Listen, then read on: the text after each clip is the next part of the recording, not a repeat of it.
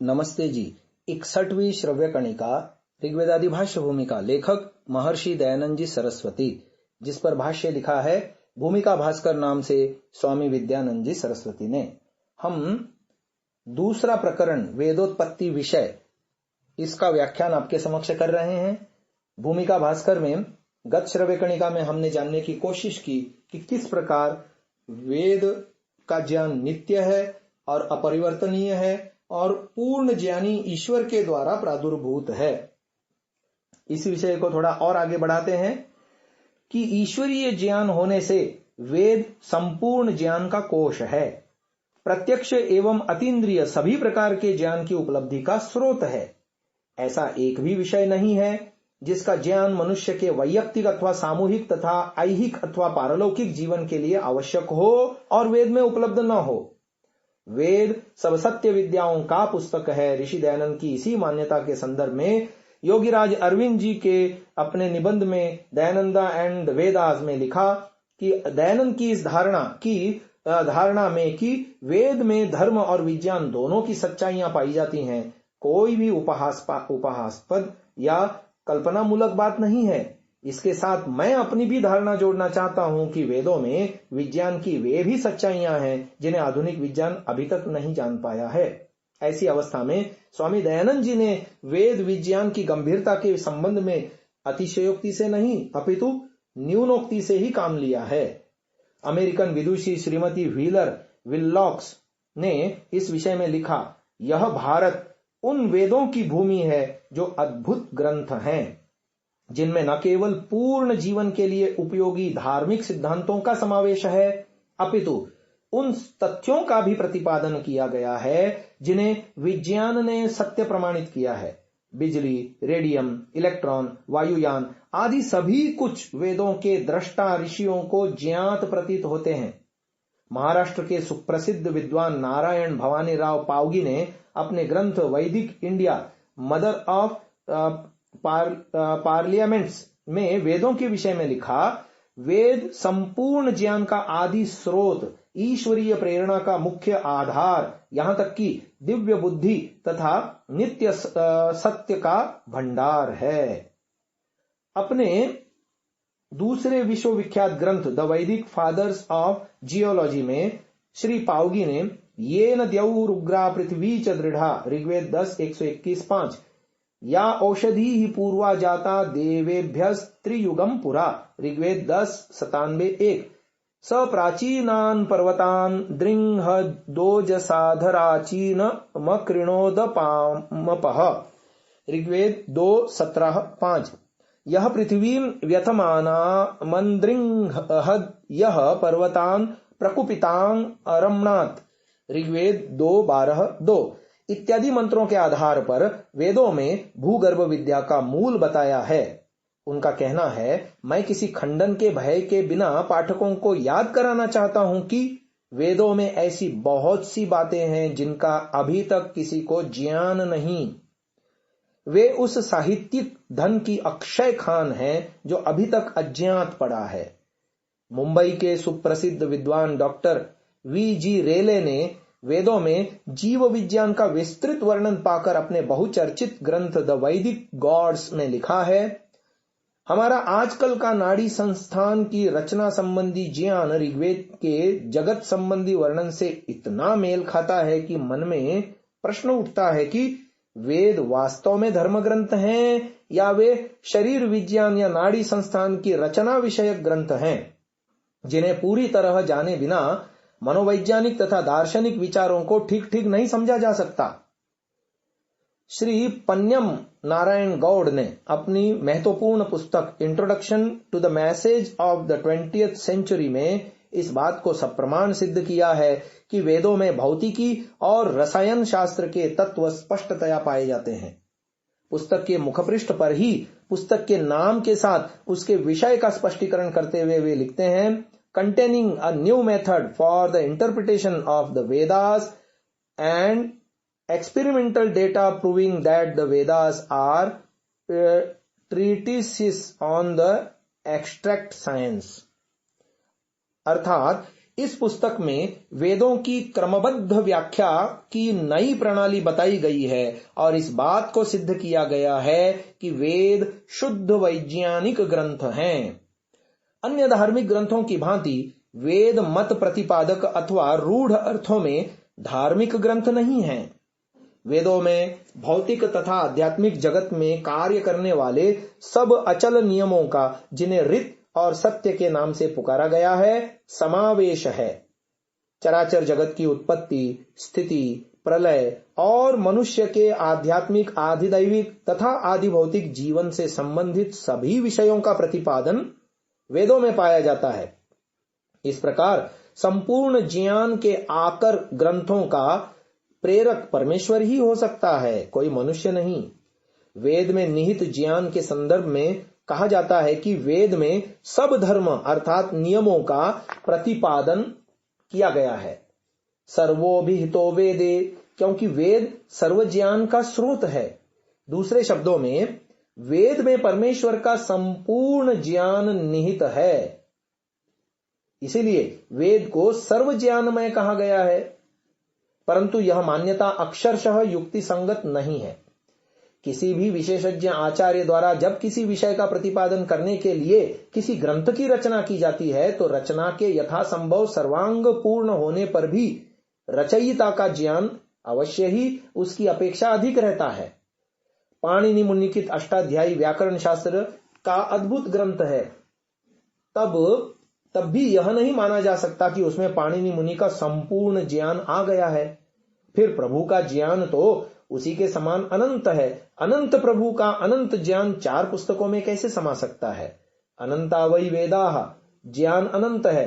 अतः यही समझना चाहिए कि सृष्टि के आदि में वेदों के रूप में जो ज्ञान मिला वह ईश्वर का संपूर्ण ज्ञान न होकर उसका एक अंश मात्र है।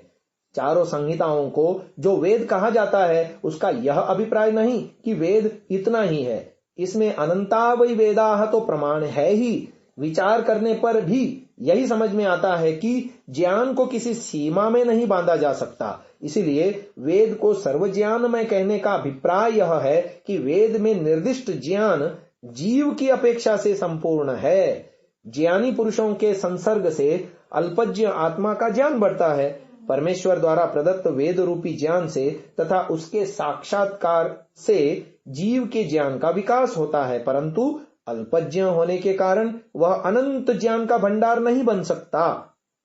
परमेश्वर के अनंत ज्ञान को प्राप्त करने का न उसमें सामर्थ्य है और न उसे उसकी आवश्यकता है। तथापि अपने लिए जीव को जितने ज्ञान की आवश्यकता है उसकी अपेक्षा से वेद का ज्ञान पूर्ण है। इस विषय का स्पष्टीकरण यजुर्वेद के इस मंत्र में उपलब्ध है।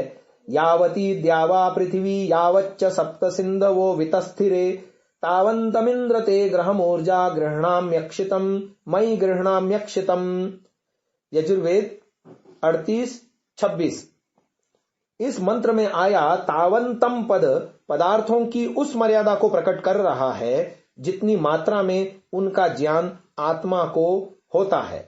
भूलोक, अंतरिक्ष लोक तथा द्युलोक में पदार्थों से उसका संबंध है, अतः उतना ही ज्ञान उसके लिए अपेक्षित था और वह उसे वेद के रूप में दे दिया गया।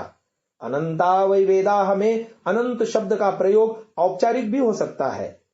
अनंत सुखीवत वेद शब्द से यहां समस्त वैदिक साहित्य भी अभिप्रेत हो सकता है, क्योंकि इस वचन के कथन के समय तक वेद के व्याख्यान, शाखा, ब्राह्मण, आरण्यक, उपनिषद, वेदांग, उपांग, उपवेद, श्रौत, गृह्य सूत्र आदि के रूप में विशाल साहित्य का निर्माण हो चुका था और वह प्रवाह अनवरत चालू था। परंतु वेद संख्या में 4 नहीं, अनंत हैं। अनंता वै वेदाः का यह अर्थ कभी नहीं किया गया। तो आज की इस चर्चा को हम यहीं विराम दे रहे हैं। आगे की चर्चा कल सुनिएगा। ओम नमस्ते जी। 62वीं श्रव्य कणिका ऋग्वेदादि भाष्य भूमिका, लेखक महर्षि दयानंद जी सरस्वती। इस पर भाष्य लिखा है भूमिका भास्कर नाम से स्वामी विद्यानंद जी ने। हम द्वितीय प्रकरण वेदोत्पत्ति विषय आपके समक्ष रख रहे हैं। आगे महर्षि दयानंद जी लिखते हैं वेदोत्पादने ईश्वरस्य किम प्रयोजनमस्ति इति अत्र वक्तव्यम्। इसका उत्तर दे रहे हैं, उच्यते वेदानामनुत्पादने खलु तस्य किम प्रयोजनमस्ति इति। अस्योत्तरं ते वयं न जानीमः। सत्यमेवमेतत् तावद् वेदोत्पादने यदस्ति प्रयोजनं तत् शृणुत। ईश्वरेऽनन्ता विद्यास्ति न वा अस्ति सा किमर्थास्ति स्वार्था। ईश्वरः परोपकारं न करोति किम करोति तेन किम। तेनेदमस्ति विद्या स्वार्था परार्था च भवति तस्यास्तद्विषयत्वात्। यद्यस्मदर्थमीश्वरो विद्योपदेशं न कुर्यात् तदान्यतरपक्षे सा निष्फला स्यात्। तस्मादीश्वरेण स्वविद्याभूतवेदस्योपदेशेन सप्रयोजनता सम्पादिता। परमकारुणिको हि परमेश्वरोऽस्ति पितृवत्। यथा पिता स्वसन्ततिं प्रति सदैव करुणां दधाति तथेश्वरोऽपि परमकृपया सर्वमनुष्यार्थं वेदोपदेशमुपचक्रे। अन्यथान्धपरम्परया मनुष्याणां धर्मार्थकाममोक्षसिद्ध्या विना परमानन्द एव न स्यात्। यथा कृपायमाणेनेश्वरेण प्रजासुखार्थं कन्दमूलफलतृणादिकं रचितं स कथं न सर्वसुखप्रकाशिकां सर्वविद्यामयीं वेदविद्यामुपदिशेत्।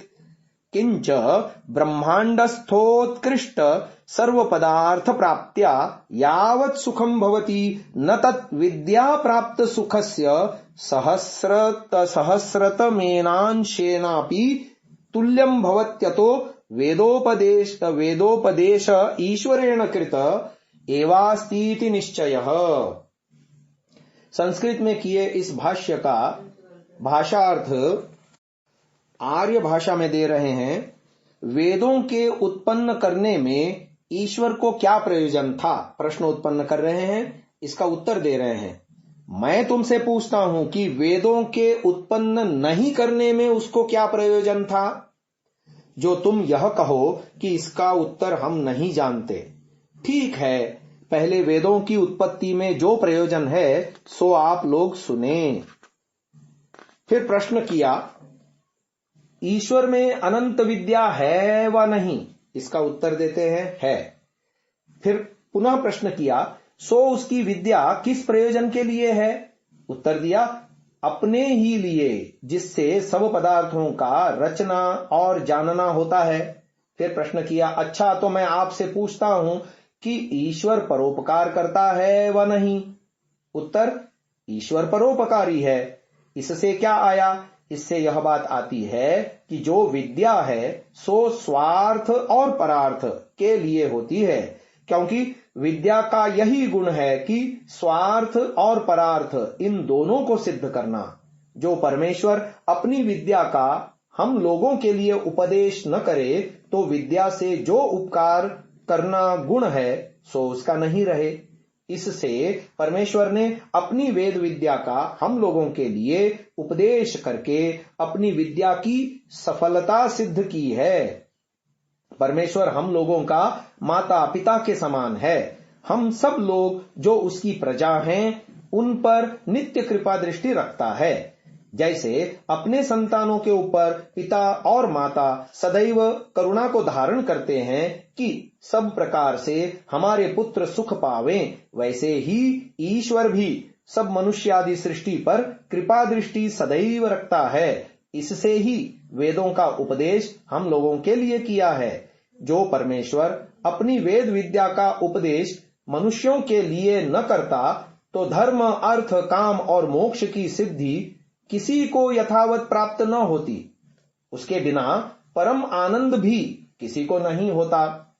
जैसे परम कृपालु ईश्वर ने प्रजा के सुख के लिए कंद मूल फल और घास आदि छोटे छोटे पदार्थ भी रचे हैं, सो ही ईश्वर सब सुखों के प्रकाश करने वाली सब सत्य विद्याओं से युक्त वेद विद्या का उपदेश भी प्रजा के सुख के लिए क्यों न करता। क्योंकि जितने ब्रह्मांड में उत्तम पदार्थ हैं उनकी प्राप्ति से जितना सुख होता है सो सुख विद्या प्राप्ति से होने वाले सुख के 1000वें अंश के भी समतुल्य नहीं हो सकता।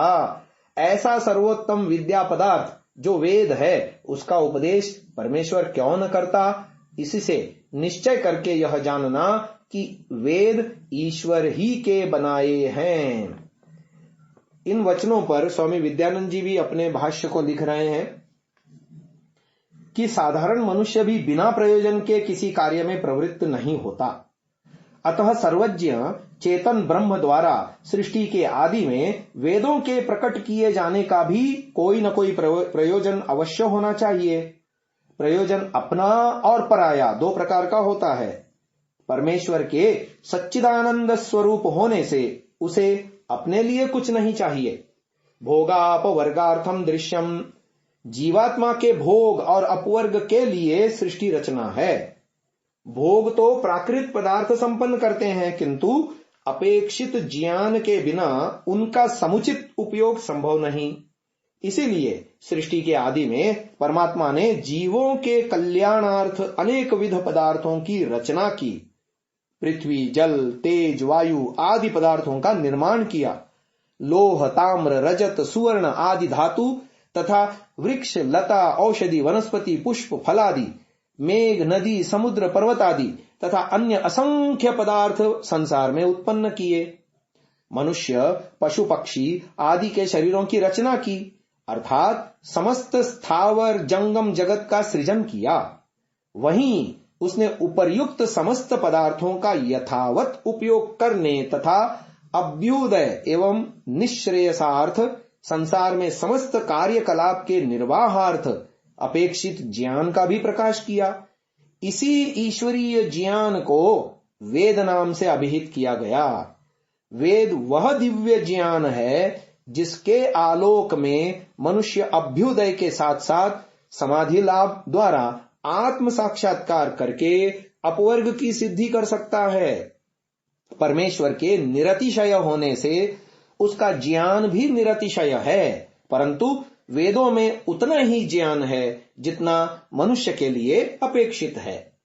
परमेश्वर के ज्ञान की सफलता इसी में है कि वह अपूर्ण ज्ञान वाले जीवात्मा के काम आए।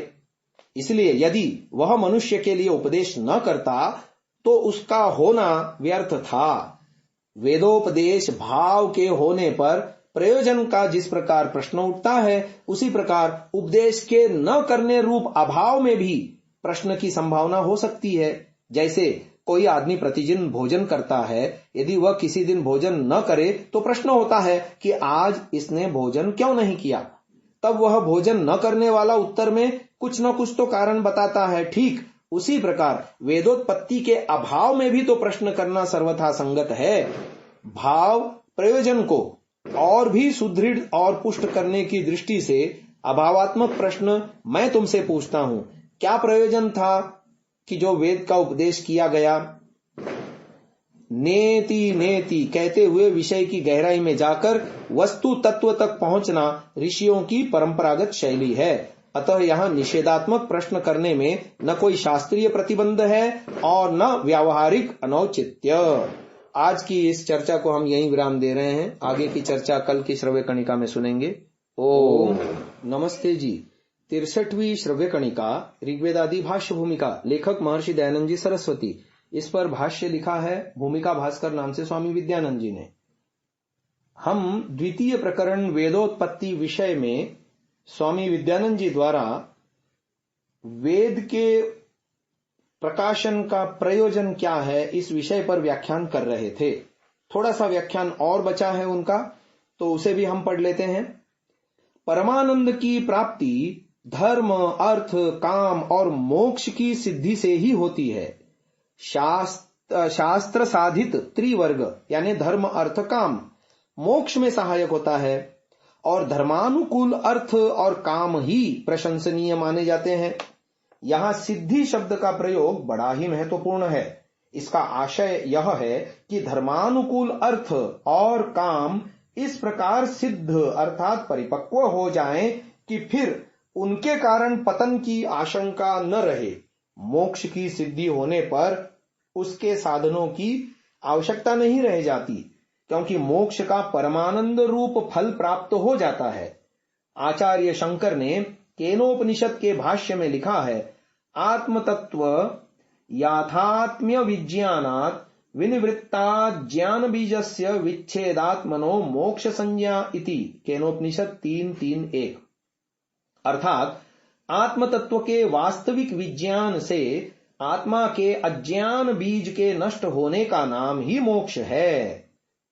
धर्म से अविरुद्ध अर्थ और काम मोक्ष की प्राप्ति में सहायक होते हैं, और फिर मोक्ष की सिद्धि होने पर परमानंद की प्राप्ति होती है। इसीलिए यहां कहा गया है, ब्रह्मांड के सब उत्कृष्ट पदार्थों की प्राप्ति से जितना सुख है उतना मोक्ष विद्या की प्राप्ति के सुख का 1000वां अंश भी नहीं होता। यहां पर अवसाने यानी अंत अर्थ वाली धातु से निष्पन्न होने से केवल दुख निवृत्ति ही मोक्ष है। परमानंद प्राप्ति तो उसका फल है। जैसे लोक में बंधन से मुक्त होने का नाम स्वातंत्र्य है, सुख साधनों की उपलब्धि का नहीं। मोक्ष शब्द से यहां मोक्ष साधन अभीष्ट है। अब आगे महर्षि दयानंद जी वेदोत्पत्ति विषय में संस्कृत में लिख रहे हैं, ईश्वरेण लेखनी मसी पात्रादि साधनानि वेद पुस्तक लेखनाय कुतो लब्धानि। उत्तर दे रहे हैं, अत्रोच्यते अहह महतीयं शंका भवता कृता विना हस्तपादाद्यवयवैः काष्ठलोष्ठादि सामग्री साधनैश्च यथेश्वरेण जगत् रचितं तथा वेदा अपि रचिताः। सर्वशक्तिमतीश्वरे वेदरचनं प्रत्येवं मा शंकी, किंतु पुस्तकस्था वेदा तेनादौ नोत्पादिताः। किम तर्हि ज्ञानमध्ये प्रेरिताः? केषाम् अग्निवायुवादित्यांगिरसानाम् ते तु ज्ञानरहिता जडाः सन्ति। मैवं वाच्यं सृष्ट्यादौ मनुष्यदेहधारिणस्ते ह्यासन् कुतः जडे ज्ञानकार्या संभवात्। यत्रार्था संभवोऽस्ति तत्र लक्षणा भवति। तद्यथा कश्चिदाप्तः किंचित् प्रति वदति मंचाः क्रोशन्तीति। अत्र मंचस्था मनुष्याः क्रोशन्तीति विज्ञायते, तथैवात्रापि विज्ञायताम्। विद्या प्रकाश संभवो मनुष्येष्वेव भवितुमर्हतीति अत्र प्रमाणम्। तेभ्यस्तप्तेभ्यस्त्रयो वेदा अजायन्ता अग्नेर्ऋग्वेदो वायोर्यजुर्वेदः सूर्यात् सामवेदः। शतपथ कांड 11 अध्याय 5 कंडिका 2 एवं 3। येषां ज्ञान मध्ये प्रेरयित्वा तद्द्वारा वेदाः प्रकाशिताः। सत्यमेवमेतत् परमेश्वरेण तेभ्यो ज्ञानं दत्तं। ज्ञानेन तैर्वेदानां रचनं कृतमिति विज्ञायते। मैवं विज्ञायि ज्ञानं किं प्रकारकं दत्तं? वेद प्रकारकं। तदीश्वरस्य वा तेषाम् ईश्वरस्यैव पुनस्तेनैव प्रणीता वेदा अहोस्वित् तैश्च। यस्य ज्ञानं तेनैव प्रणीताः पुनः किमर्था शंका कृता तैरेव रचिता इति निश्चय करणार्था। इस संस्कृत में किए हुए लेख पर आर्य भाषा में भाषार्थ भी लिख रहे हैं ऋषिवर। प्रश्न पूछ रहे हैं पूर्व पक्ष की ओर से कि वेदों के रचने और वेद पुस्तक लिखने के लिए ईश्वर ने लेखनी, स्याही और दवात आदि साधन कहां से लिए, क्योंकि उस समय में कागज आदि पदार्थ तो बने ही न थे। उत्तर दे रहे हैं सिद्धांत पक्ष की ओर से, वाह वाह जी, आपने बड़ी शंका की, आपकी बुद्धि की क्या स्तुति करें। अच्छा, आपसे मैं पूछता हूं कि हाथ पग आदि के बिना तथा कंठ लोह आदि सामग्री के बिना, साधनों के बिना ईश्वर ने जगत को क्यों कर रचा है? जैसे हाथ आदि अवयवों से बिना उसने जगत को रचा है, वैसे ही वेदों को भी सब साधनों के बिना रचा है, क्योंकि ईश्वर सर्वशक्तिमान है, इससे ऐसी शंका उसमें आपको करनी योग्य नहीं। परंतु इसके उत्तर में एक बात को जानो कि वेदों को पुस्तकों में लिख के सृष्टि के आदि में ईश्वर ने प्रकाशित नहीं किए थे। फिर पूर्व पक्षी प्रश्न पूछता है, तो किस प्रकार किए थे? सिद्धांत पक्ष की ओर से उत्तर आया, ज्ञान के बीच में। पुनः प्रश्न किया गया, किनके ज्ञान में? जिसका उत्तर दिया, अग्नि, वायु, आदित्य और अंगिरा के। फिर प्रश्न हुआ, तो वे जड़ पदार्थ हैं? उत्तर दिया, ऐसा मत कहो, वे सृष्टि के आदि में मनुष्य देहधारी हुए थे, क्योंकि जड़ में ज्ञान के कार्य का असंभव है, और जहां जहां असंभव होता है वहां वहां लक्षणा होती है। जैसे किसी सत्यवादी विद्वान पुरुष ने किसी से कहा कि खेतों में मचान पुकार रहे हैं। इस वाक्य में लक्षणा से यह अर्थ लिया जाता है कि मचान के ऊपर बैठे मनुष्य पुकार रहे हैं। इसी प्रकार से यहां भी जानना कि विद्या के प्रकाश होने का संभव मनुष्यों में ही हो सकता है, अन्यत्र नहीं। इसमें तेभ्य इत्यादि शतपथ ब्राह्मण का प्रमाण लिखा है। उन 4 मनुष्यों के हृदय ज्ञान के बीच में वेदों का प्रकाश करके उनसे ब्रह्मादि के ज्ञान के बीच में वेदों का प्रकाश कराया था। अब प्रश्न उठाया जा रहा है, सत्य बात है कि ईश्वर ने उनको ज्ञान दिया होगा और उनने अपने ज्ञान से वेदों का रचन किया होगा। इसका उत्तर दे रहे हैं, ऐसा तुमको कहना उचित नहीं, क्योंकि तुम यह भी जानते हो कि ईश्वर ने उनको ज्ञान किस प्रकार का दिया था। उत्तर दे रहे हैं, उनको वेद रूप ज्ञान दिया था। फिर प्रश्न किया, अच्छा तो मैं तुमसे पूछता हूं कि वह ज्ञान ईश्वर का है व उनका? उत्तर दिया, वह ज्ञान ईश्वर का ही है। फिर प्रश्न पूछा जा रहा है, फिर आपसे मैं पूछता हूं कि वेद ईश्वर के बनाए हैं व उनके? उत्तर दिया, जिसका ज्ञान है उसी ने वेदों को बनाया। प्रश्न, फिर उन्हीं ने वेद रचे हैं, यह शंका आपने क्यों की? उत्तर, निश्चय करने और कराने के लिए। तो ये कितना सुंदर व्याख्यान हमारे सामने आ रहा है। महर्षि दयानंद जी प्रश्नोत्तर माध्यम से शंका आदि करके विषय को समझाने की कितनी सुंदर योग्यता रखते हैं। इस पर स्वामी विद्यानंद जी भी अपना भाष्य लिख रहे हैं। वह ज्ञान ईश्वर का ही है। इसका अभिप्राय यह है कि मूल ज्ञान परमात्मा का ही है। उसमें ऋषियों की स्व संस्कार जनित मिलावट नहीं है। सर्वज्ञ का ज्ञान सर्वथा परिपूर्ण होगा। तत्वतः अमूर्त ज्ञान का दाता परमात्मा भी अमूर्त ही है। प्रतिग्रहिता जीव भी अमूर्त है। बुद्धि द्वारा नैमित्तिक ज्ञान का ग्रहण करना स्वाभाविक धर्म है। एक जीव का ज्ञान दूसरे को प्राप्त होता है। यह वैज्ञानिक प्रयोग का परिणामजन्य प्रत्यक्ष है। ईश्वरीय ज्ञान ऋषियों के निर्मल अंतःकरणों द्वारा प्रत्यक्षीकृत है। बाह्य इंद्रिय विषयक सन्निकर्ष ज्ञान में मन के द्वारा अनुव्यवसाय की आवश्यकता होती है, परंतु जीवात्मस्थ परमात्म ज्ञान की प्राप्ति में अनुव्यवसायत्मक ज्ञान की आवश्यकता ही नहीं है। यह कहा जा सकता है कि जैसे कोई शिष्य गुरु की सहायता से किसी ग्रंथ की रचना करता है तो वह ग्रंथ उसी शिष्य का माना जाता है। इसी प्रकार परमात्म ज्ञान की सहायता से वेदों को अग्नि आदि ऋषियों के द्वारा रचा गया ऐसा मानना चाहिए, परंतु वस्तुतः ऐसा नहीं है। जब कोई शिष्य गुरु के वाक्यों को अविकल रूप में प्रस्तुत करता है तो वह ग्रंथ गुरु का ही कहता है, परंतु जब शिष्य गुरु प्रदत्त ज्ञान के आधार पर अपने संस्कारों से जनित व्याख्यान रूप ग्रंथ आदि का निर्माण करता है तब वह शिष्य की रचना कहता है। सृष्टि के आदि में वेदों की श्रावण एवं अध्यापन परंपरा को जीवित रखने के लिए शरीरधारी अग्नि आदि निमित्त बने, तब परमेश्वर ने उनकी आत्मा में वेद ज्ञान प्रेरित किया। उन ऋषियों ने परमात्मा द्वारा प्रदत्त वह ज्ञान अविकल रूप में प्रकाशित किया। अतः वेद रूप काव्य उस परमात्मा का ही कहलाएगा, अग्नि आदि ऋषियों का नहीं। इसमें स्वयं वेद का प्रमाण है। पश्य देवस्य काव्यम न ममार न जीर्यति। आज की इस चर्चा को यहीं विराम देते हैं। ओम नमस्ते जी।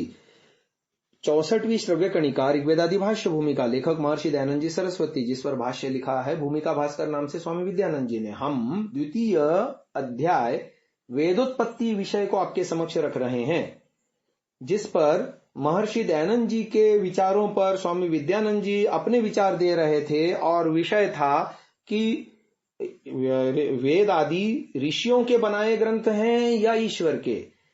इसी पर थोड़ा सा और आगे व्याख्यान बचा है, वो हम आपके समक्ष रख रहे हैं। ग्रंथकार यानी महर्षि दयानंद केवल पाणिनीय व्याकरण के विशेषज्ञ नहीं थे, अपितु समस्त उपलब्ध व्याकरण शास्त्रों के मर्मज्ञ भी थे। उनकी पद प्रयोग शैली रामायण महाभारत आदि के समान वृत्ति वाली है। वह आर्ष ग्रंथों के तुल्य है। प्रपूर्वक ईर धातु से बनने से समास होने पर त्वा के स्थान में ल्यप होकर प्रेर्य बनना आवश्यक नहीं है, प्रेरयित्वा रूप भी बन सकता है। रामायण महाभारत आदि में भी उपसर्ग पूर्वक धातुओं के परे सर्वत्र त्वा को ल्यप भाव नहीं हुआ है। जैसे नारायणाद वरम लब्ध्वा प्रणमित्वो वाच गालवः, इस स्थल में प्रणमित्वा, और रामायण में रामो राज्यम उपासित्वा, इस स्थल में उपासित्वा, और इसी प्रकार उत्स्मयित्वा तथा विसर्जयित्वा आदि प्रयोगों में त्वा को ल्यप नहीं किया गया। इसी प्रकार आश्वलायन गृह सूत्र में प्रत्यसित्वा तथा भागवत पुराण में एकादशम परिश्रुत्वा जैसे प्रयोग मिलते हैं। वैयाकरणों ने उपसर्ग और धातु के संबंध में नियम द्वय का उपादान किया है। पहले धातु उपसर्ग से मिलती है फिर साधन से, दूसरा पहले धातु साधन से मिलती है फिर उपसर्ग से। द्वितीय नियम के अनुसार ईर और त्वा का योग करके फिर उपसर्ग का योग करने पर प्रेरयित्वा बन सकता है। अतः यह प्रयोग व्याकरण सम्मत है। परमेश्वर ने पुस्तक रूप में वेदों का प्रकाश नहीं किया था, इसलिए लेखनी, स्याही आदि बाह्य भौतिक साधनों की आवश्यकता का प्रश्न ही नहीं उठता।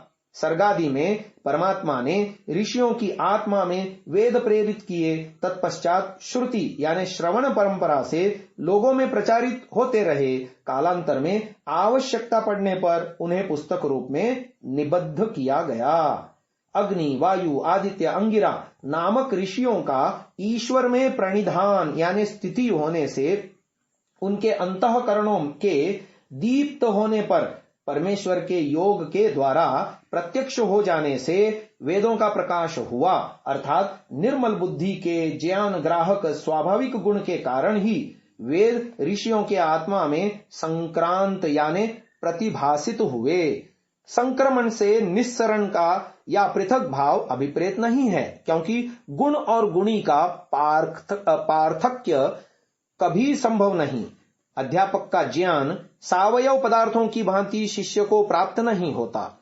शिष्य की आत्मा में गुरु के व्यापक न होने से उच्चरित शब्दमय ज्ञान कर्णेंद्रिय के माध्यम से शिष्य की बुद्धि की ग्राहक शक्ति के द्वारा पहुंचता है। ईश्वर के सबकी आत्मा में व्याप्त होने से परस्पर दूरी नहीं होती, इसीलिए वेदों के परमेश्वर से निकलकर ऋषियों की आत्मा में संक्रमित होने का प्रश्न ही नहीं उठता। वास्तव में हृदयगत प्रेरणा के लिए किसी के मुख से कुछ सुनना आवश्यक नहीं होता। स्वयं तदंतःकरणे न गृह्यते। हृदय में हुई प्रेरणा को शुद्ध अंतःकरण वाला व्यक्ति अनायास ही ग्रहण कर लेता है। अब आगे वेदोत्पत्ति नामक द्वितीय प्रकरण में महर्षि दयानंद जी संस्कृत में व्याख्यान लिख रहे हैं। ईश्वरो न्यायकार्यस्ति वा पक्षपाती, ये प्रश्न पूछा गया, उसका उत्तर दिया गया न्यायकारी। तर्हि चतुर्णामेव हृदयेषु वेदाः प्रकाशिताः कुतो न सर्वेषामिति। अत्राह अनेनेश्वरे पक्षपातस्य लेशोऽपि नैवागच्छति, किन्त्वनेन तस्य न्यायकारिणः परमात्मनः सम्यक् न्यायः प्रकाशितो भवति। कुतः न्यायेत्यस्यैव नामास्ति यो यादृशं कर्म कुर्यात् तस्मै तादृशमेव फलं दद्यात्। अत्रैवं वेदितव्यम् तेषामेव पूर्वपुण्यमासीद्यतः खल्वेतेषां हृदये वेदानां प्रकाशः कर्तुं योग्योऽस्ति। किंच ते तु सृष्टेः प्रागुत्पन्नास्तेषां पूर्वपुण्यं कुत आगतम् अत्र ब्रूमः सर्वे जीवाः स्वरूपतोऽनादयः तेषां कर्माणि सर्वं कार्यं जगच्च प्रवाहेणैवानादिना सन्तीति एतेषामनादित्वस्य प्रमाणपूर्वकं प्रतिपादनमग्रे करिष्यते। इस संस्कृत में लिखे व्याख्यान का आर्य भाषा में भाषार्थ लिख रहे हैं। प्रश्न पूछा, ईश्वर न्यायकारी है व पक्षपाती? उत्तर दिया जा रहा है, न्यायकारी। प्रश्न, जब परमेश्वर न्यायकारी है तो सबके हृदयों में वेदों का प्रकाश क्यों नहीं किया? क्योंकि चारों के हृदय में प्रकाश करने से ईश्वर में पक्षपात आता है। इसका उत्तर दे रहे हैं, इससे ईश्वर में पक्षपात का लेश भी कदापि नहीं आता, किंतु उस न्यायकारी परमात्मा का साक्षात न्याय ही प्रकाशित होता है। क्योंकि न्याय उसको कहते हैं कि जो जैसा कर्म करे उसको वैसा ही फल दिया जाए। अब जानना चाहिए कि उन्हीं चार पुरुषों का ऐसा पूर्व पुण्य था कि उन्हीं के हृदय में वेदों का प्रकाश किया गया। फिर प्रश्न पूछा जा रहा है, वे चार पुरुष तो सृष्टि के आदि में उत्पन्न हुए थे, उनका पूर्व पुण्य कहां से आया? इसका उत्तर दे रहे हैं, जीवों के कर्म और स्थूल कार्य जगत ये तीनों अनादि हैं। जीव और कारण जगत स्वरूप से अनादि हैं। कर्म और स्थूल कार्य जगत प्रवाह से अनादि हैं। इसकी व्याख्या प्रमाण पूर्वक आगे की जाएगी। तो ये आर्य भाषा का व्याख्यान इनका पूरा हुआ। अब स्वामी विद्यानंद जी अपनी बात इसके ऊपर लिख रहे हैं कि ऋषिर दर्शनात् व्याख्यानात् प्रवचनात् वा, मंत्रों के दृष्टा, व्याख्याता अथवा प्रवक्ता ऋषि कहते हैं।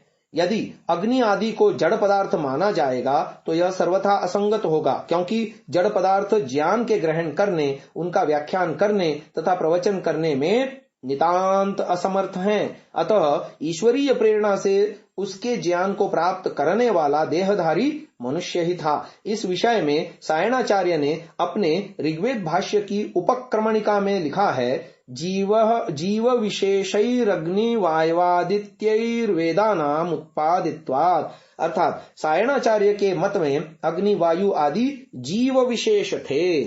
काव्य शास्त्र का सिद्धांत है कि जहां मुख्य प्रसिद्ध अर्थात अभिधार्थ संभव नहीं होता वहां लक्षणा से काम लिया जाता है। जो अर्थ जिस पद या शब्द का वाच्य नहीं, उस अर्थ के लिए भी विशेष कारण से उसका प्रयोग होता है। वेद के शब्द धातुज अथवा यौगिक हैं, तदनुसार ही उनका अर्थ करना चाहिए। शतपथ के उद्धृत वचन में तेभ्यः उपर्युक्त ऋषियों का ही परामर्शक है, भौतिक अग्नि आदि का नहीं।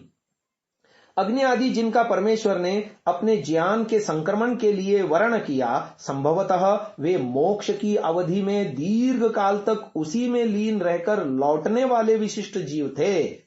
अपने विशेष सामर्थ्य के कारण ही वे इस महान कार्य के लिए सबसे अधिक उपयुक्त थे। वे संसार में पहली बार नहीं आए थे।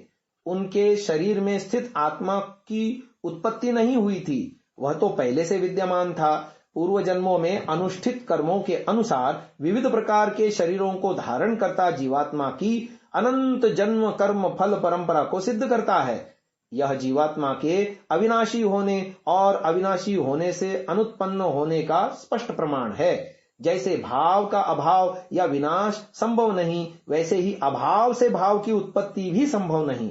यदि वर्तमान में आत्मा का होना सिद्ध है तो उसका अनादि अनंत होना स्वतः सिद्ध है। यदि हम हैं सत्य है तो हम थे और हम होंगे भी उतना ही सत्य है। यदि संसार में ऐसा कोई नहीं है जो न कभी इससे पहले यहाँ आया हो और न यहाँ से एक बार जाने के बाद फिर कभी लौटेगा, जन्म जन्मांतरों के पुण्य कर्मों के फलस्वरूप ही उक्त चार ऋषियों को वेदों का प्रादुर्भाव होने का माध्यम होने का श्रेय मिला था।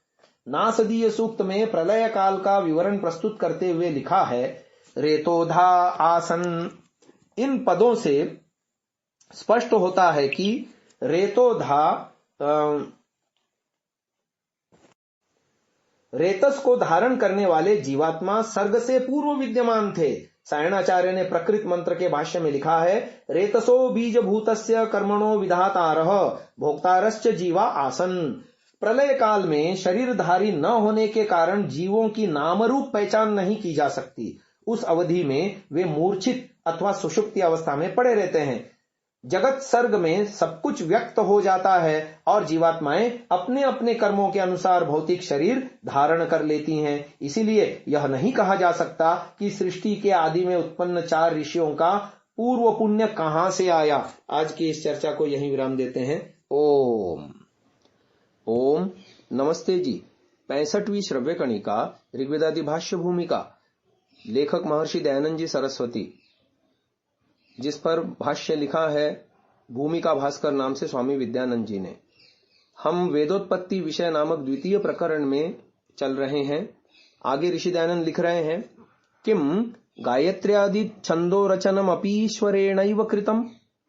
इसका उत्तर दे रहे हैं, इयम कुतः शंका भूत किमीश्वरस्य गायत्र्यादि छंदो रचन ज्ञानम नास्ति अस्त्येव तस्य सर्व विद्यावत्वात् अतो निर्मूला सा शंका अस्ति।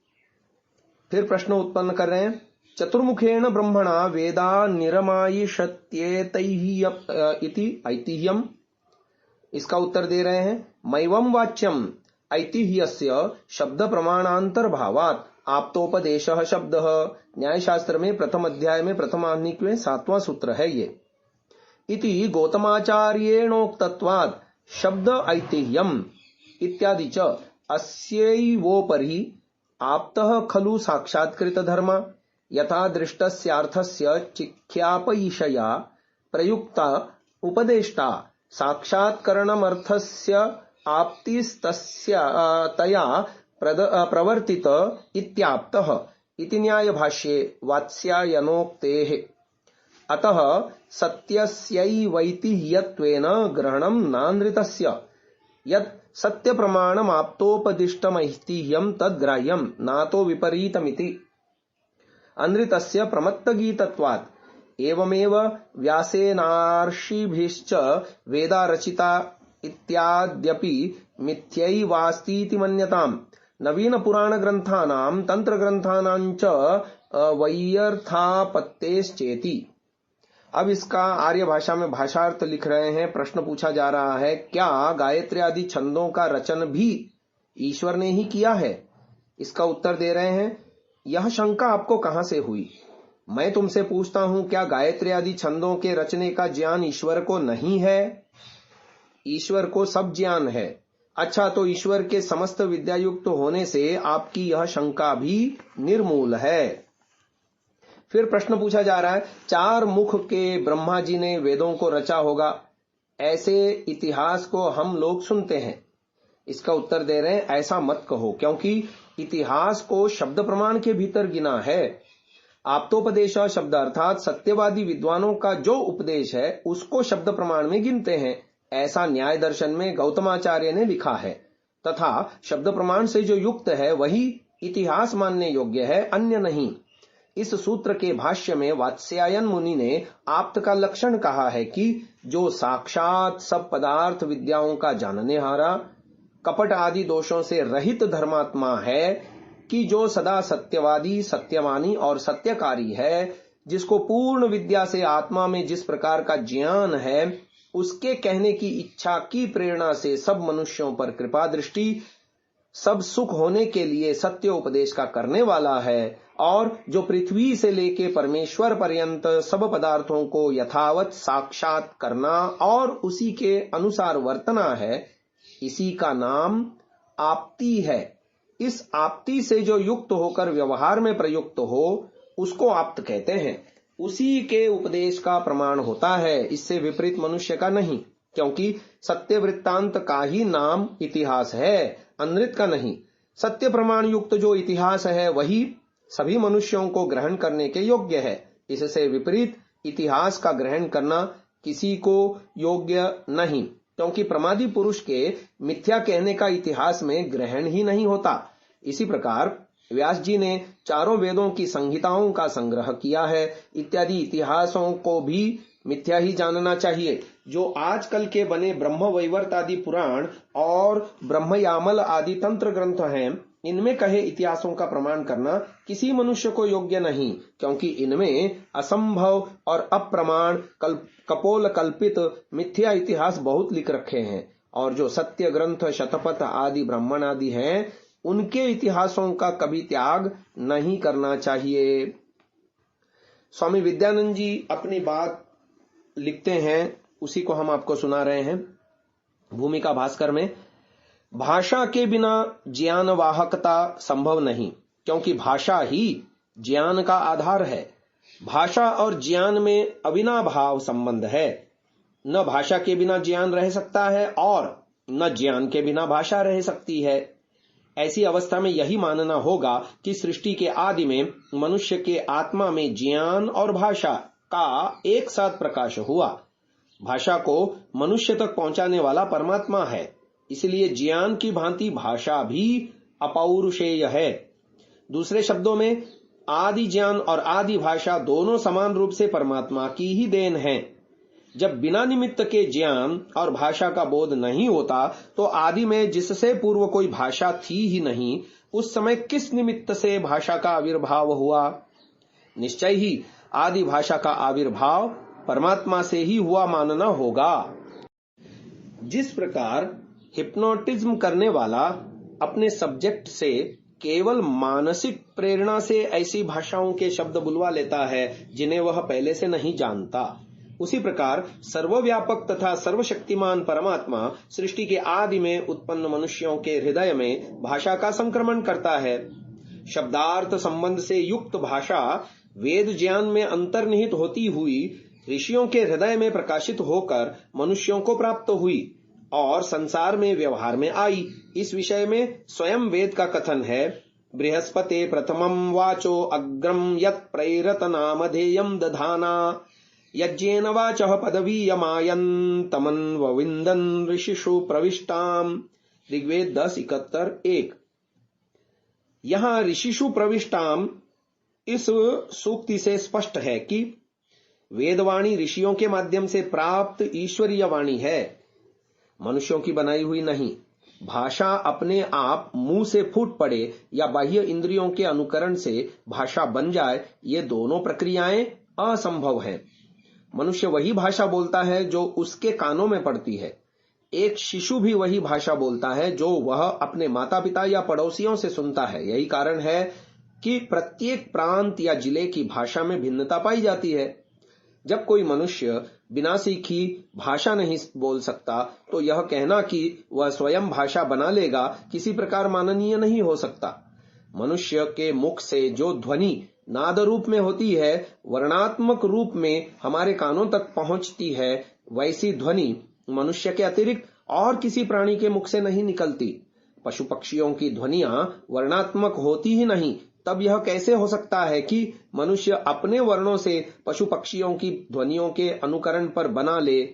अतः यही मानना पड़ता है कि आदि ज्ञान की भांति भाषा भी परमात्मा की ही देन है, और प्रारंभ में जैसे ज्ञान एक था, वैसे ही भाषा भी एक थी। वेद ज्ञान जिस भाषा के द्वारा दिया गया है, उस भाषा की उत्पत्ति संसार की किसी भाषा से नहीं हुई, न ही वह किन्हीं दूसरी भाषाओं का अपभ्रंश है। दूसरी भाषाओं से अपभ्रंश के रूप में नवीन भाषाएं बन सकती हैं, बनी भी हैं, परंतु वैदिक भाषा इसका अपवाद है। मनुष्य का स्वभाव है कि वह सदा क्लिष्ट उच्चारणों से सरल उच्चारणों की ओर तथा विस्तृत वर्णमाला से संकुचित वर्णमाला की ओर जाने का प्रयास करता है। वेदों की वर्णमाला संसार की सभी वर्णमालाओं की अपेक्षा अधिक क्लिष्ट तथा विस्तृत है। इसमें ऋ, लृ, श, ज्ञ, ङ, ञ, ण और ङ जैसे कई उच्चारण हैं, जो इसकी मौलिकता, क्लिष्टता, विशालता आदि के उत्कृष्ट प्रमाण हैं। इसलिए यह किसी अन्य भाषा का अपभ्रंश या विकसित रूप नहीं कही जा सकती। इसी प्रकार वर्णात्मक ध्वनि मनुष्य के मुख से स्थान, प्रयत्न आदि के द्वारा निकलती है। उस प्रकार की स्पष्ट ध्वनि संसार में और किसी स्थान से नहीं निकलती। इसलिए ध्वनियों के अनुकरण से भाषा विशेषतः वैदिक भाषा नहीं बन सकती। मनुष्य वही वर्ण बोलता है जो वह सुनता है। जिनकी भाषा में टवर्ग या तवर्ग नहीं है वे बिना किसी से सीखे उनका उच्चारण नहीं करते देखे जाते। जिस भाषा में अधिक और क्लिष्ट उच्चारण होते हैं उससे जब कोई दूसरी भाषा पृथक होकर नया रूप धारण करती है तो उसके दो रूप होते हैं, एक विद्वानों का और दूसरा साधारण लोगों का। विद्वान या पढ़े लिखे लोग उसके समस्त उच्चारणों को स्वीकार कर पाते हैं, परंतु साधारण लोग उसके क्लिष्ट उच्चारणों को छोड़ देते हैं। उनमें क्लिष्ट उच्चारण करते नहीं बनता। कालांतर में उस भाषा में उच्चारण संकुचित हो जाते हैं। ज्ञान, सभ्यता आदि का विकास होता है। भाषा में शब्दों की वृद्धि होती है, कोश बढ़ता है, पर आवाजों उच्चारणों की वृद्धि नहीं होती। यूरोप की भाषा में संकुचित होते होते 47 के स्थान पर 26 उच्चारण मात्र रह गए। आज की इस चर्चा को यहीं विराम देते हैं। ओम नमस्ते जी। 66वीं श्रव्य कणिका ऋग्वेदादि भाष्य भूमिका, लेखक महर्षि दयानंद जी सरस्वती। इस पर भूमिका भास्कर नाम से स्वामी विद्यानंद जी ने विस्तृत भाष्य लिखा है। हम वेदोत्पत्ति विषय जो दूसरा प्रकरण है इस ग्रंथ का, उसमें आपको व्याख्यान सुना रहे हैं। स्वामी विद्यानंद जी ने बताया कि भाषा और वेद ये दोनों ही ईश्वर से निःसृत हैं और संस्कृत भाषा आदि भाषा है, ये किसी का अपभ्रंश नहीं। इस बात को हमने गत श्रव्य कणिका में उठाया था। आगे उसी बात को बढ़ा रहे हैं। शब्द और अर्थ का परस्पर वाच्य वाचक संबंध होता है। शब्द का उच्चारण अर्थ का बोध कराने के लिए होता है। शब्द उसका वाचक होता है और अर्थ उसका वाच्य। जैसे अश्व शब्द एक पशु विशेष के अर्थ का वाचक है, क्योंकि उससे अश्व नामक पशु विशेष का बोध होता है और अश्व नामक पशु विशेष उसका वाच्य है। शब्द और अर्थ का यह वाच्य वाचक संबंध कहाता है। प्रत्येक शब्द में मुख्य रूप से किसी एक और कभी कभी अनेक अर्थों का बोध कराने की शक्ति निहित होती है। नाम और नामी अथवा शब्द और रूप का घनिष्ठ संबंध है। एक के बिना दूसरा नहीं रह सकता। वस्तुतः शब्द मात्र के ज्ञान से संसार का व्यवहार नहीं चल सकता। शब्द के साथ जब तक उसके अर्थ का ज्ञान न हो तब तक शब्द का कोई उपयोग नहीं हो सकता। वेद के रूप में परमेश्वर ने शब्द यानी वाचक तथा अर्थ यानी वाच्य से युक्त ज्ञान प्रदान किया था। ऋचाओं के आविर्भाव के साथ साथ अंतः प्रेरणा से ही ऋषियों ने उनके अर्थ का बोधन किया। यहाँ अर्थ पद से पदार्थ का ग्रहण होता है। पदार्थ ही शब्द का अर्थ या वाच्य है। पद वेद में थे, पदों के अर्थ पदार्थ सृष्टि में। उन पदार्थों के अस्तित्व में आने पर उनके वाचक शब्द ईश्वरीय नियमानुसार उच्चरित हुए। उस उद्बोधन के आधार पर ही ऋषियों ने सृष्टि में उपलब्ध पदार्थों का नामकरण किया। वेद के मूल शब्द यौगिक थे, अब वे योग रूढ़ी भी होने लगे। जब तक शब्द यौगिक या योग रूढ़ी रहते हैं तब तक उनके अर्थ बहुव्यापी होते हैं। कालांतर में ये शब्द पारिभाषिक बनते गए और अनेक अर्थों में रूढ़ी बन गए।